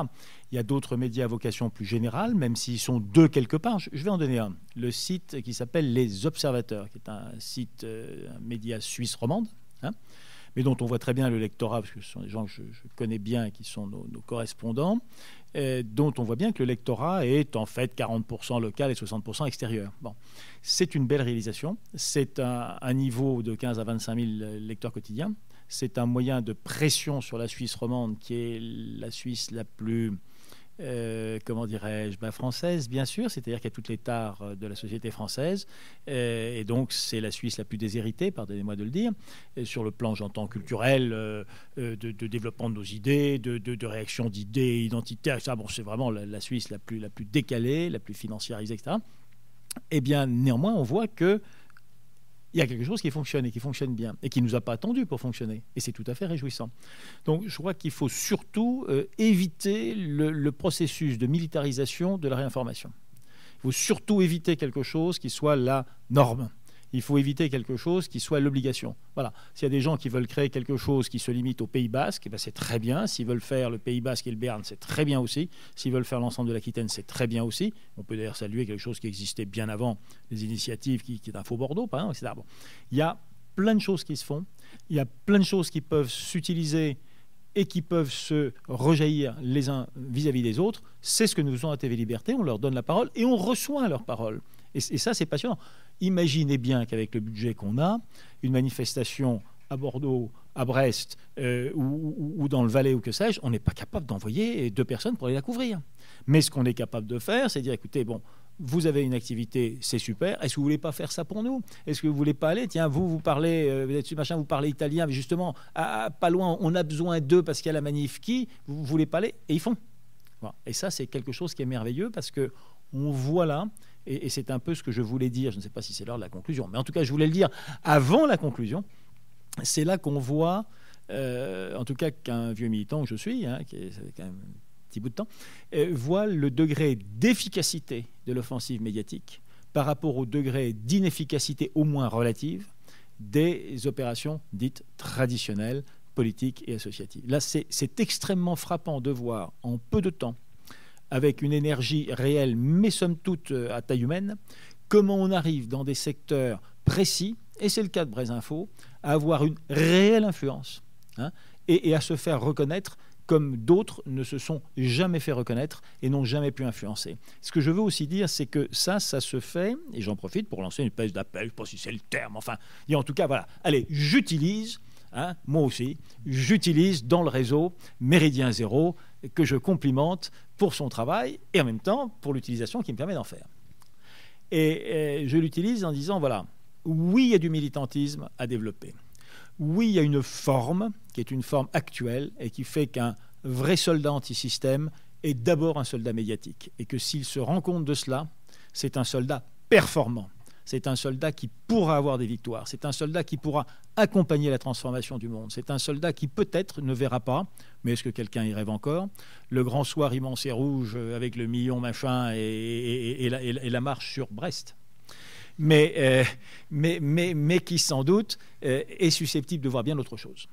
Et donc, c'est vraiment un appel, d'ailleurs, je vais dire, où répondre à cet appel. C'est peut-être tout simplement en écrivant à la boîte postale de TV Liberté, qui est boîte postale 400 et plus loin, avec un trait d'union 35, 40035, 94 271 le Kremlin-Bicêtre, 94 271 le Kremlin-Bicêtre CEDEX, ou c'est par voie électronique, encore plus simple, contact@tvliberté, voilà, ça c'est très facile, ou c'est au numéro de téléphone du standard de TV Liberté, 01 43 90 51 30, 01 43 90 51 30. De quoi avons-nous besoin et qu'est-ce qui peut apporter quelque chose à l'œuvre commune ?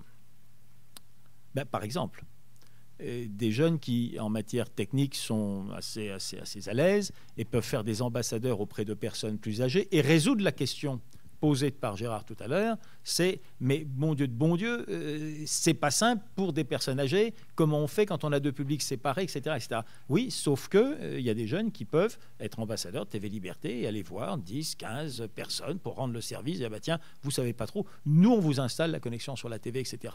Et vous allez pouvoir regarder TV Liberté en cliquant là-dessus sur votre bazar, c'est fait, je m'occupe de vous. Ça c'est un don de soi, ça c'est un acte militant, probablement beaucoup plus efficace que bien d'autres qui sont faits, ou plus beaucoup faits d'ailleurs, parce que le militantisme, c'est pas vous que je l'apprendrai, c'est beaucoup plus aujourd'hui la revendication en termes de communication d'une pseudo-vraie action qu'un vrai militantisme au sens de l'action de terrain suivie, organisée, structurée en vue d'une victoire. Bon, j'en profite pour le dire parce que c'est pas forcément super, mais enfin c'est l'époque qui veut ça. Voilà, on en fait peu, mais on communique beaucoup sur le peu qu'on a fait. Voilà. Et avec ça, on est des mecs et on y va. Là, nous, on fait un peu le contraire. C'est-à-dire qu'en fait, on en fait beaucoup. Ce que Yann disait, on en fait beaucoup. Aller faire de l'investigation, dire ce maire-là, c'est pas bien, vaut mieux le virer, et on va y contribuer, on va essayer. Et on y arrive d'ailleurs. Bon, dans la classe politique, finalement, celui-là est un peu moins pourri que bon, donc on va l'interviewer un peu plus souvent, on va le faire valoir un peu, voilà, tout simplement. Et puis telle maison d'édition, ils font des trucs super bien, personne n'en parle jamais, nous on va en parler, on s'aperçoit que les ventes, pouf, ça part, ça démarre. Il y a une réunion qui est intéressante, qui n'est pas une réunion d'un groupe qui veut se venger d'un autre, qui ceci, qui cela, enfin les groupuscules classiques, etc. Mais il y a des gens qui présentent un intérêt. Et bien on va sur Nice Provence Info, par exemple, relater à l'avance ce qui va se passer, le relater a posteriori en disant voilà, ça s'est bien passé, et on s'aperçoit qu'on double l'assistance. Bref, oui, ça a de l'impact. Et oui, on demande, et il est souhaitable que les gens qui veulent s'investir, caméra au point, c'est une autre façon de lever le point avec la caméra, caméra au point, entraînement au point, participant et pourquoi pas en tant que stagiaire à TV Liberté, à la vie de TV Liberté, pendant une semaine, un mois, un an dans le cadre de stages officiels ou pas officiels, tout est ouvert, tout est ouvert. Correspondant local, relevé d'informations pour nous les envoyer, film, audiovisuel, etc., local, producteur d'événements. Donc nous avons besoin, et puis aussi de gens qui, à l'occasion, ne sais pas, d'une marche, on a cité la Manif pour tous, très bien, et une marche à Bordeaux, et bien, si quelqu'un est capable de monter une équipe qui distribue 10 000 tracts parce qu'il y a 10 000 marcheurs à Bordeaux, etc., et bien ces 10 000 personnes qui connaissent TV Liberté, etc. Tous les moyens sont bons pour travailler au succès d'une méthode de réinformation qui, aujourd'hui, et c'est là-dessus aussi que je voudrais insister, est certainement parmi les actes militants, les actes les plus productifs pour les idées que nous défendons. Yann? Oui, je voulais ajouter à ce que dit Philippe quelque chose qui me semble important pour nos auditeurs. Dans nos milieux, notamment peut-être par tradition, par histoire, il y a une certaine rigidité intellectuelle qui des fois bloque pour prendre des initiatives, pour créer des choses. Et je pense justement qu'avec Internet, avec les médias de réinformation, qui engendrent eux-mêmes des vocations, puisque un média, ça veut dire des photographes, ça veut dire des gens qui sont bons en vidéo, des gens qui font du montage, des gens qui vont sur le terrain, des gens qui font de la propagande médiatique. Enfin, il y a vraiment, il y a quasiment toutes les catégories socio-professionnelles qui peuvent être représentées dans un média. Et je pense que c'est là où Philippe a vraiment raison, c'est que le militantisme d'Internet est quelque chose d'avenir, est quelque chose de positif. On crée du positif, et je pense que la créativité est réellement le socle sur lequel on doit s'appuyer pour demain, pour sortir d'une rigidité qui nous a souvent enfermés dans des cases, enfermés dans des dogmes, enfermés au final dans un cercle vicieux qui nous empêche de réfléchir et qui nous empêche au final d'être libres. De toute façon, il est clair que nos adversaires ne nous attendaient pas sur ce terrain, parce que justement Internet apparaissait comme un espace foncièrement libertaire, et qu'en effet nous n'étions pas vus comme des libertaires. Or, les choses étant ce qu'elles sont et évoluant dans le sens qu'elles vont, le côté de l'espace de liberté, en effet, est de plus en plus le nôtre. Il suffit de le constater au quotidien, sur à la fois les polémiques, les débats, mais aussi sur ce qu'on porte, en effet, les uns et les autres comme référence, ne serait-ce que ça. Notre palette de références est infiniment plus étendue, j'allais dire 2 fois, mais c'est pas 2 fois, c'est infiniment plus étendu que celui de nos adversaires qui, en général, en effet, se mettent tellement d'œillères qu'ils finissent par avoir des tout petits espaces. Bon. Et donc, en effet, de ce point de vue-là, oui, je suis tout à fait d'accord avec vous, Yann. Je pense que Internet, en effet, est notre terrain. Après, le souci, il est quand même le passage au réel aussi. Et de ce point de vue-là, c'est vrai qu'un site de réinformation comme le vôtre, parce que vous êtes sur le terrain, en effet, vous faites la jonction. Voilà. Vous n'êtes pas qu'Internet. À la limite, être seulement Internet, ce serait peut-être plus Méridien Zéro en un sens, et encore. Mais parce que, bon, c'est comme ça, c'est la sphère... Enfin, on n'est pas en prise directe, en effet, avec une réalité locale. Mais comme l'a dit Philippe tout à l'heure, effectivement, on est sur Internet, on est également sur le terrain, et on peut susciter, au-delà des médias, on doit même susciter des vocations pour ceux qui se sentiraient investis sur le champ politique, sur le champ culturel, sur le champ économique. Nos médias doivent servir à ça, au même titre que les médias du camp d'en face servent à cadenasser un système. Nos médias doivent servir à créer toutes les vocations. On doit tout reprendre. Pour faire le parallèle avec une expression que vous aimez bien à Méridien Zéro, on doit tout reprendre. Et les médias doivent servir à ça. Ce ne sont que des outils. Nous sommes un outil dont toutes les bonnes volontés, tous les créatifs doivent se servir pour agir. Très bien. Nous allons faire une deuxième pause.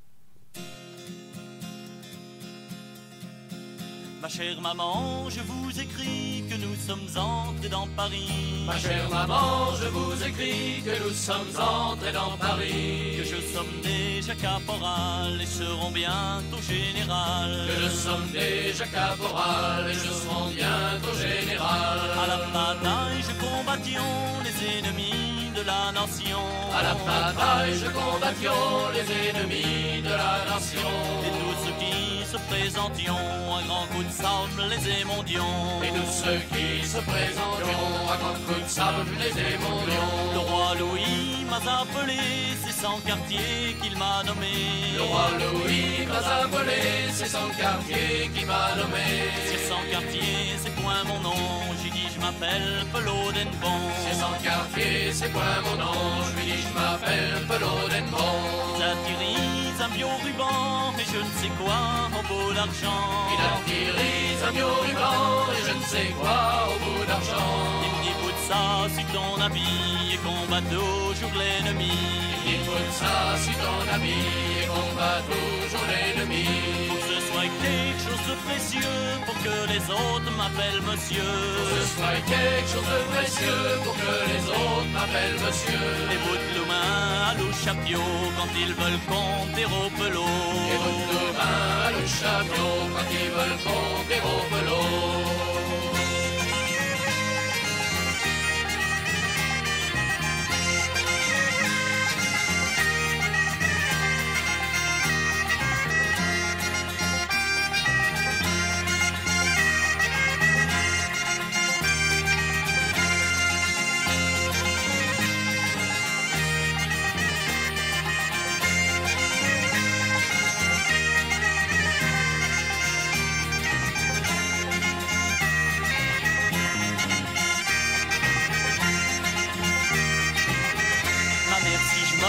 Combattant, je vous enverrai ce bio-ruban.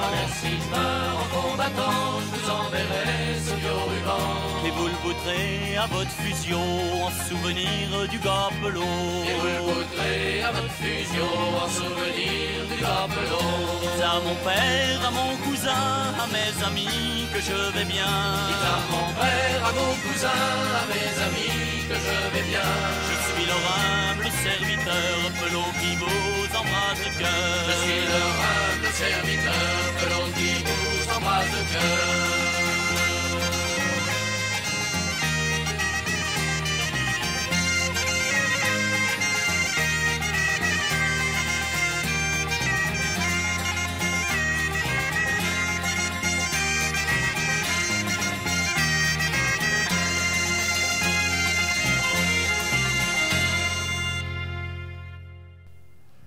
Bien, de retour pour notre troisième et dernière partie consacrée donc au site de Réformation et à TV Liberté.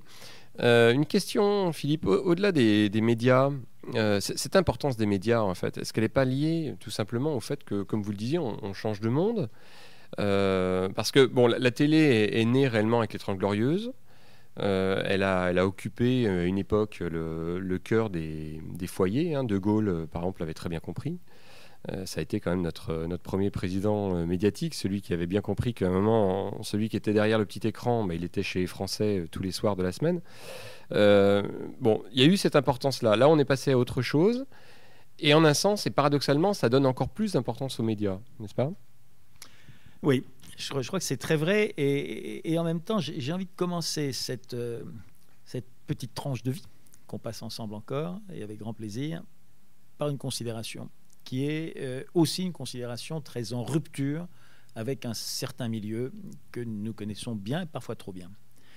Je crois que c'est très bien de critiquer, de dire regardez, Plenel, il n'a pas une gueule sympa, et puis d'ailleurs on sait d'où il vient, et puis on sait ce qu'il raconte, et puis ça ne nous plaît pas, et puis c'est un odieux, et puis c'est un pervers, et puis très bien, d'accord.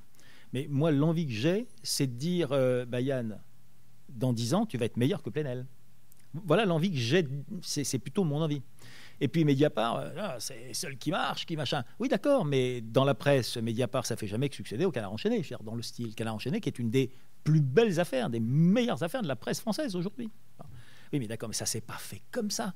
Ça s'est fait avec des vrais talents. Et désolé de dire que le Canard enchaîné a plus de talent que d'autres titres que vous avez cités. Désolé de le dire. C'est comme ça. Je serais tenté de dire, soyons meilleurs. Alors, si on ne croit pas qu'on peut être meilleur, c'est quoi ? C'est qu'on est les derniers de ce monde, qu'on ferme la porte, salut les gars, et ciao et compagnie, quoi. Et c'est fini. On a fermé la porte, et ceux d'après, ils sont dans un autre monde. Est-ce que c'est ça ? Est-ce qu'on a cette conviction ? C'est ça la vraie question. Si on n'a pas cette conviction, et on ne l'a pas autour de cette table, sinon on ne serait pas là, à cette heure-ci, en train de faire ce qu'on fait. On n'a pas cette conviction. On a la conviction contraire. La conséquence de la conviction, c'est pas de se dire « Ah, il y a encore lui, il nous empoisonne, et puis machin », c'est de faire mieux en faisant la chasse à l'endroit où on peut être efficace, la chasse à l'endroit où on peut se perfectionner, la chasse à l'endroit où on peut être les meilleurs. Et moi, je pense que demain, ou après-demain, On peut être meilleur que Mediapart. Pourquoi ? Parce qu'on aura un vrai réseau, des vrais informateurs dans une société mutante. Et que dans la société mutante, on sera peut-être ceux qui sont en tête de la mutation.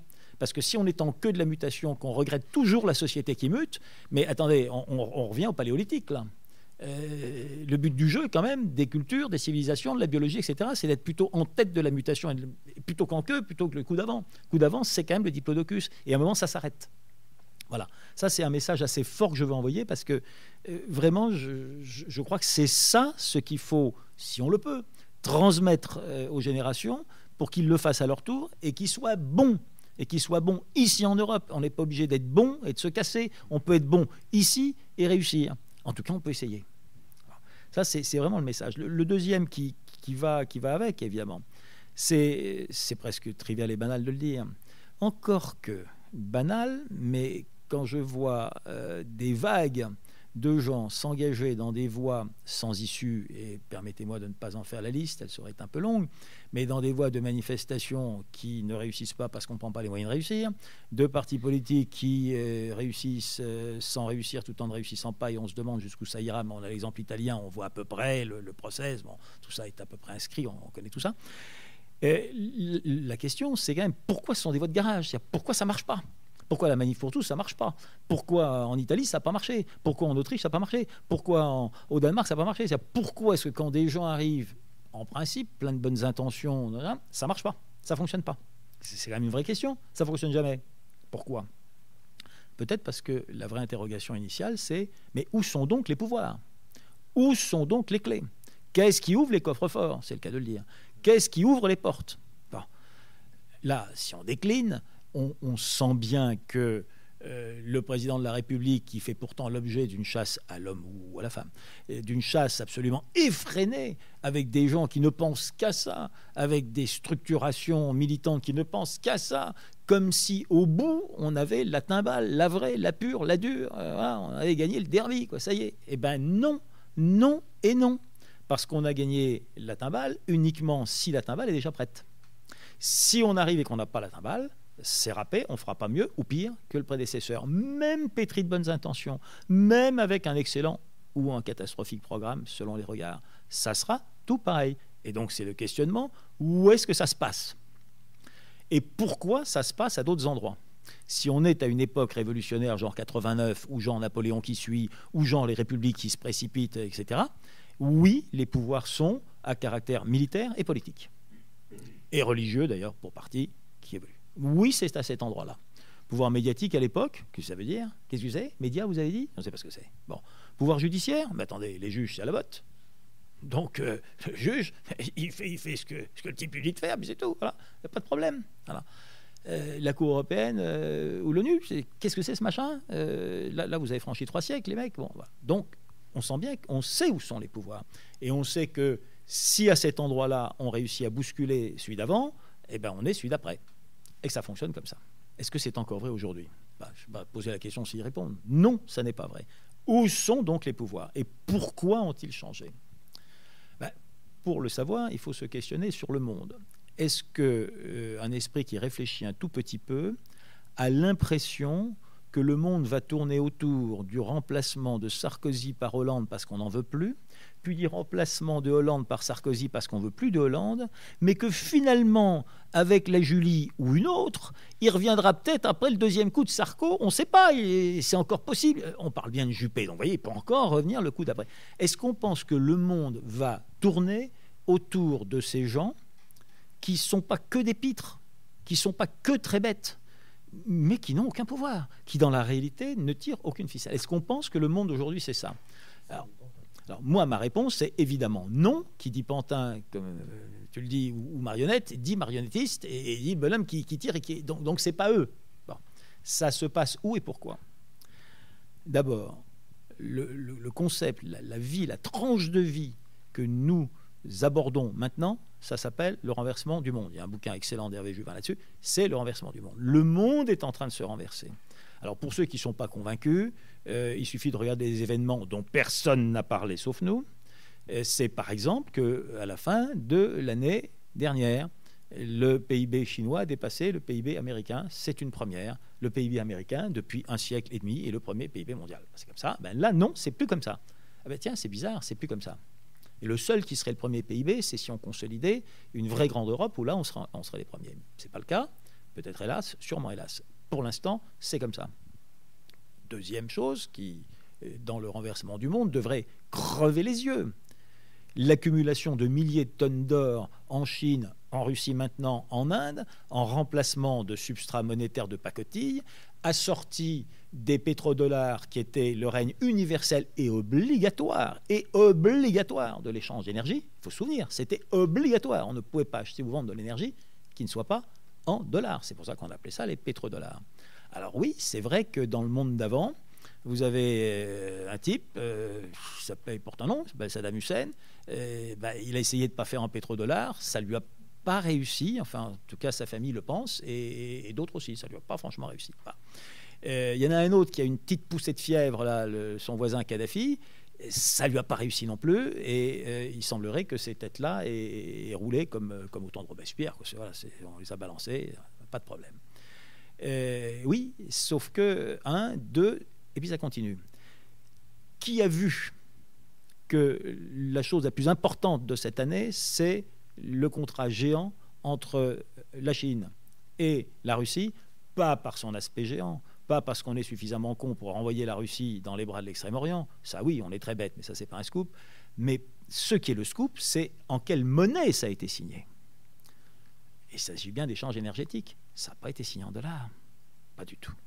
Il y a donc là un basculement monétaire qui est en route parce que les bases monétaires, qui sont les bases de change et de réserve, bougent, parce que pour la première fois aussi l'an passé, il y a moins de 50% de l'échange international qui s'est fait en dollars. C'est une première depuis la perte du Gold Exchange Standard, pas de 71 et réforme Nixon et ça. Nous avons un monde économique, nous avons un monde financier, nous avons un monde monétaire, c'est-à-dire les clés du monde, qui sont en train de basculer. Ça veut dire aussi que les réseaux d'intérêt ne regardent plus seulement... Je vais prendre un type absolument emblématique, que je connais bien en plus, il a été mon condisciple, qui s'appelle M. Strauss-Kahn. Tout à fait emblématique, parce que c'était quand même un homme dont le regard se portait plutôt à l'ouest et pas seulement au Sofitel. Il se portait à l'ouest clairement par l'historique de son existence des dernières décennies. Clairement, il était de l'autre côté de l'Atlantique. En tout cas, il nageait entre les deux. Je ne sais pas s'il nageait le concernant. Enfin bon, il sautait entre les deux. Pardon, c'est encore pas le bon terme. Il faisait des virevoltes, des bonds. Enfin, il faisait quelque chose entre les deux. Donc, en tout cas, il était vers l'ouest. Bon. Et c'est assez intéressant de voir qu'il est maintenant administrateur chez Gazprom France. Hein. C'est marrant. Je veux dire, il est aussi un pied vers l'est. Donc, on sent que voilà, c'est un exemple caractéristique. Vous en avez bien d'autres.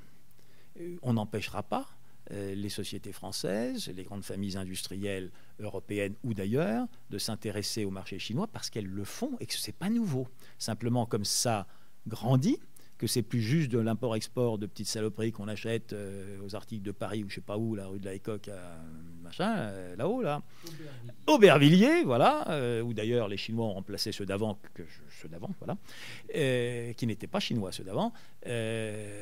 Bon, mais c'est plus ça qu'ils font maintenant les Chinois. Ils sont en train de se faire la reconquête du marché intérieur, ils sont en train de recréer un ordre monétaire, ils sont en train de recréer une banque qui fonctionne, ils sont en train de recréer une industrie autonome, ils sont en train, bref, de recréer un empire avec la complicité du nouveau gouvernement de l'Inde. Et on a là 40% de la population mondiale qui est en route dans une espèce d'union qui vient de dépasser, notez-le bien, dans la banque d'investissement qui est en train de se développer, la banque historique de l'Extrême-Orient, détenue par le Japon, sous puissance et domination américaine.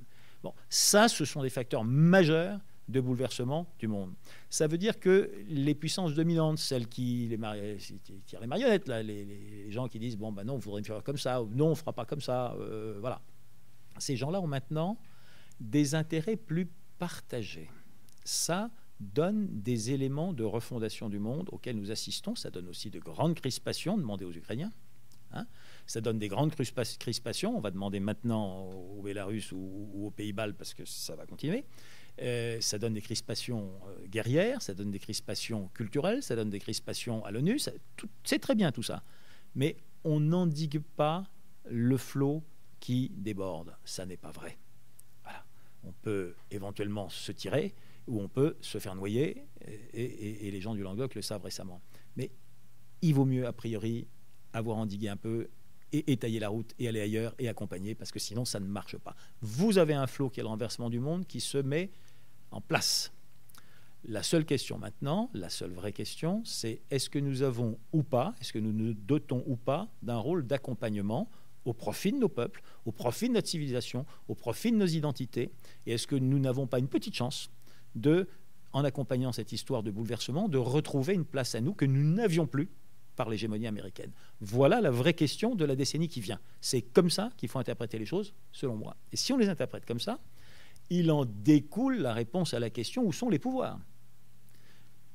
Où sont donc les pouvoirs ? Pas dans le monde de demain, puisqu'il n'est pas encore là. Donc les pouvoirs sont dans l'accompagnement du passage du monde d'hier au monde de demain. Cet accompagnement, il se fait comment et par qui ? On sait par qui ne se passera pas, les politiques. Les partis politiques. Ça, on le sait, puisque les partis politiques dans le monde de demain seront chassés ou refondés. D'ailleurs, ils n'ont déjà plus aucune existence, aucun pouvoir, que l'apparence squelettique de ce qu'ils furent. Squelettique, pas par le gras de leur rémunération, ni de leur prébande, etc. Ça, c'est pas le cas, mais squelettique par l'influence réelle qu'ils dégagent, qui est rigoureusement égale à 0. Avant qu'un nouvel ordre politique ne se recrée, il y a des forces d'accompagnement et des pouvoirs situés ailleurs. Où sont-ils ? Indiscutablement, ils sont dans les médias. Il sera sur ce point emblématique et passionnant de voir le sort définitif réservé à Zemmour. Il n'y a pas si longtemps, un type de haut calibre, équivalent au calibre de Zemmour sur le plan de l'audience médiatique, il porte un nom, il s'appelle Robert Ménard, était sur les ondes il n'y a pas si longtemps, 2 ans, 3 ans, 4 ans, était, comme l'était Zemmour encore il y a 1 an, invité partout. Et puis progressivement de moins en moins, puis plus du tout. Et heureusement qu'il a pris Béziers, parce que sinon, il ne serait plus vraiment nulle part dans une position de direction et d'employer son talent. Est-ce que Zemmour subira le même sort ? Très intéressant, parce que c'est là où on va voir précisément si les mêmes causes produisent les mêmes effets. Donc si au sein du pouvoir médiatique, ils tiennent encore tout, ils étant les autres, puisque Zemmour a commis la faute suprême, c'est bien connu, là il l'a faite, ça y est, il a commis la faute, donc ayant commis la faute, est-ce qu'il va être sanctionné, condamné et éliminé ? S'ils ont la capacité de ça, c'est qu'on est encore dans le monde d'avant. S'ils n'ont plus la capacité de ça, c'est qu'on commence à aborder le monde d'après. Et on voit bien donc que la bascule au travers de cette anecdote, si je puis dire, enfin pour Zemmour, ça n'en est pas une, on voit bien que dans la réalité de ce qui est sous nos yeux, c'est cela qui se joue. Ça veut dire que le monde est en bascule médiatique, puisqu'on ne peut pas répondre avec certitude à la question, Zemmour va être éliminé. Il a fauté, il va être éliminé. Si on ne peut pas répondre avec certitude, c'est que le monde est en bascule. Très intéressant de voir quand et comment. Quel est notre travail ? Notre travail, c'est de faire en sorte que nous puissions accompagner par des instruments ce qui sera le monde d'après, et ce qui sont aujourd'hui des sites régionaux d'information, des militants de la cause de la réinformation, des constructeurs d'appareils de récolte de dons, des instruments de télévisuel, d'audiovisuel, au sens le plus large, mais ce qui est dans notre camp aujourd'hui encore de petites choses, eh bien, peut-être simplement que, pour faire simple, dans le monde d'après, TF1, c'était les libertés. C'est possible. C'est tout à fait possible. Voilà. C'est tout le mal qu'on souhaite à TV Liberté. Gérard ? D'accord, mais qui sera Harry Roselmack ? On va demander à Philippe de se peindre en noir. J'applaudis à 100% tout ce que vous avez dit, Philippe, sauf le seul bémol que je mettrais, de mon point de vue, c'est quand même cette comparaison entre Ménard et Zemmour. Je sais pas si les deux profils, de mon point de vue, Zemmour a quand même plus de talent et de fait plus indéboulonnable que Robert Ménard. Enfin, quand je dis du talent, c'est pas forcément du talent, mais pour moi, c'est pas exactement la même. Et je pense qu'ils vont avoir quand même plus de mal à déboulonner Zemmour. Et du coup, je sais pas si ça sera probant sur ce basculement. Je sais pas. Je suis assez d'accord avec Jean-Louis parce que l'idée c'est que le kidam moyen dans la rue, vous lui demandez qui est Robert Ménard, qui est Éric Zemmour, vous n'avez pas la même réponse. Et ça, je pense que il y a 3 ans, très honnêtement, même Robert Ménard, à part celui qui regardait les émissions de télé, c'est sur quel il était où iTélé, BFM, non, iTélé, bon, qui a en plus une audience limitée. C'est pas Zemmour, Zemmour, c'est voilà, Zemmour c'est partout, Zemmour c'est le livre, Zemmour c'est la radio, Zemmour c'est la télévision.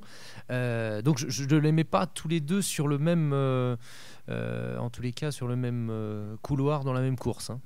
Ceci étant, je suis d'accord avec vous, hein, Philippe. Je suis curieux de voir comment, en effet, ils vont, après avoir gonflé le phénomène, parce qu'ils en ont aussi profité, comment, et en effet, ils vont arriver à le faire dégonfler. Parce que quand on fait chauffer la patate, il y a un moment où il faut s'en débarrasser. Donc, je suis d'accord avec vous, il va quand même falloir qu'ils s'en débarrassent. Et donc, en effet, on va voir s'ils vont y arriver ou pas. Mais bon, voilà, c'était juste une petite discussion de fin de... Oui, c'est exactement ça. Après, d'ailleurs, on peut même... là, on est dans la prospective, mais on peut même se demander si Zemmour ne va pas devenir un espèce de dieudonné avec cette espèce de communautarisme qui va autour, c'est-à-dire que qui s'auto-alimente et qui permettent de se financer, parce que c'est ça aujourd'hui, dieudonné, il leur met la nique quand même, hein, il n'y a pas d'autre mot. Non, mais c'est quand même extraordinaire, parce que finalement... il vit, il survit, il fait vivre, c'est extraordinaire. Après, à voir, parce que Zemmour a un talent, certain, et un autre talent. Tout à fait, mais bon, nous verrons bien. En tout cas, il y aura toujours Méridien Zéro pour l'accueillir. Avec plaisir. Voilà, très bien. Yann, un petit mot de la fin ou... Merci de nous avoir invités et d'avoir permis qu'on présente les médias régionaux. Hein. J'espère que du coup les auditeurs auront envie, pour ceux qui ne l'ont pas déjà fait, de venir nous découvrir et qui n'hésitent pas à nous écrire. Et puis surtout, bravo pour ce que vous faites depuis toutes ces années, parce que c'est du boulot de qualité. Et encore une fois, tout à l'heure, je parlais de créativité et de liberté de ton, et vous êtes en plein dedans. Et c'est quelque chose qui mérite d'être souligné. Donc merci. Non, c'est nous, merci à nous d'ailleurs, et vous découvrir, je pense qu'on va voir ça hors antenne, mais c'est tout simplement aussi mettre des liens qui permettent à partir de ça de pouvoir retomber, etc. Philippe ? Oui, alors je ne vais pas plagier mon ami Yann, parce que j'ai tellement envie de le faire. Voilà, je le fais quand même d'un mot. Non, je ne pense pas. Je parlais du procès dont tu me menaçais pour plagiat. Oui, bon, en quelques mots, non seulement je trouve que Méridien Zéro, c'est bien, mais je trouve que l'atmosphère qui y préside, et je trouve que les réseaux relationnels qui sont autour, et je trouve que la façon de faire, et je trouve que la façon humaine de procéder correspond exactement à la bonne direction. Alors, c'est facile à dire, puisque je pense qu'on a la même. Donc, c'est en quelque sorte un renvoi de balle réciproque. Hein. Ce que je crois, et c'est vraiment le mot de conclusion que je veux apporter, c'est qu'il n'y a pas, dans les médias ou dans la réinformation, trop de place ou autant de place que dans les groupes politiques pour les égos surdimensionnés, boursouflés et inopérants. Et je crois que ce qui est important, c'est de constater que ce qui se passe aujourd'hui, en tout cas, moi, dans mon environnement de TV Liberté, j'en atteste, c'est que des gens qui ont des parcours et des histoires dont le moins qu'on puisse dire est qu'elles sont vraiment très différentes dans les attaches partisanes ou religieuses ou philosophiques. Mais sur une base commune, qui est celle que j'indiquais, qui est la base du forum, qui est la base de l'agora, qui est la base de ce qui fait vivre la vraie démocratie, les vrais peuples européens ou indo-européens, qui est leur substrat même. C'est-à-dire que sur cette base-là, sans ego surdimensionné, ça fonctionne. Ça fonctionne même plutôt bien. Personne ne se posant la question de savoir s'il y a un ascendant d'une chose, de l'un sur l'autre. Ce sont des questions qui ne sont pas à l'ordre du jour. L'exclusion n'est pas à l'ordre du jour. Le groupuscule n'est pas à l'ordre du jour. Et donc l'échec n'est pas à l'ordre du jour. Très bien, merci Philippe. Gérard, il est tout rouge. Hein. Les compliments, ça l'a... Ça m'a stressé. Très bien, non, un grand plaisir, un grand merci à vous deux, parce que c'était en effet une émission, on a pu du coup voir vos expériences, dire des choses très intéressantes aussi, et donc un grand merci. Gérard, le mot de la fin ? À l'abordage et pas de quartier.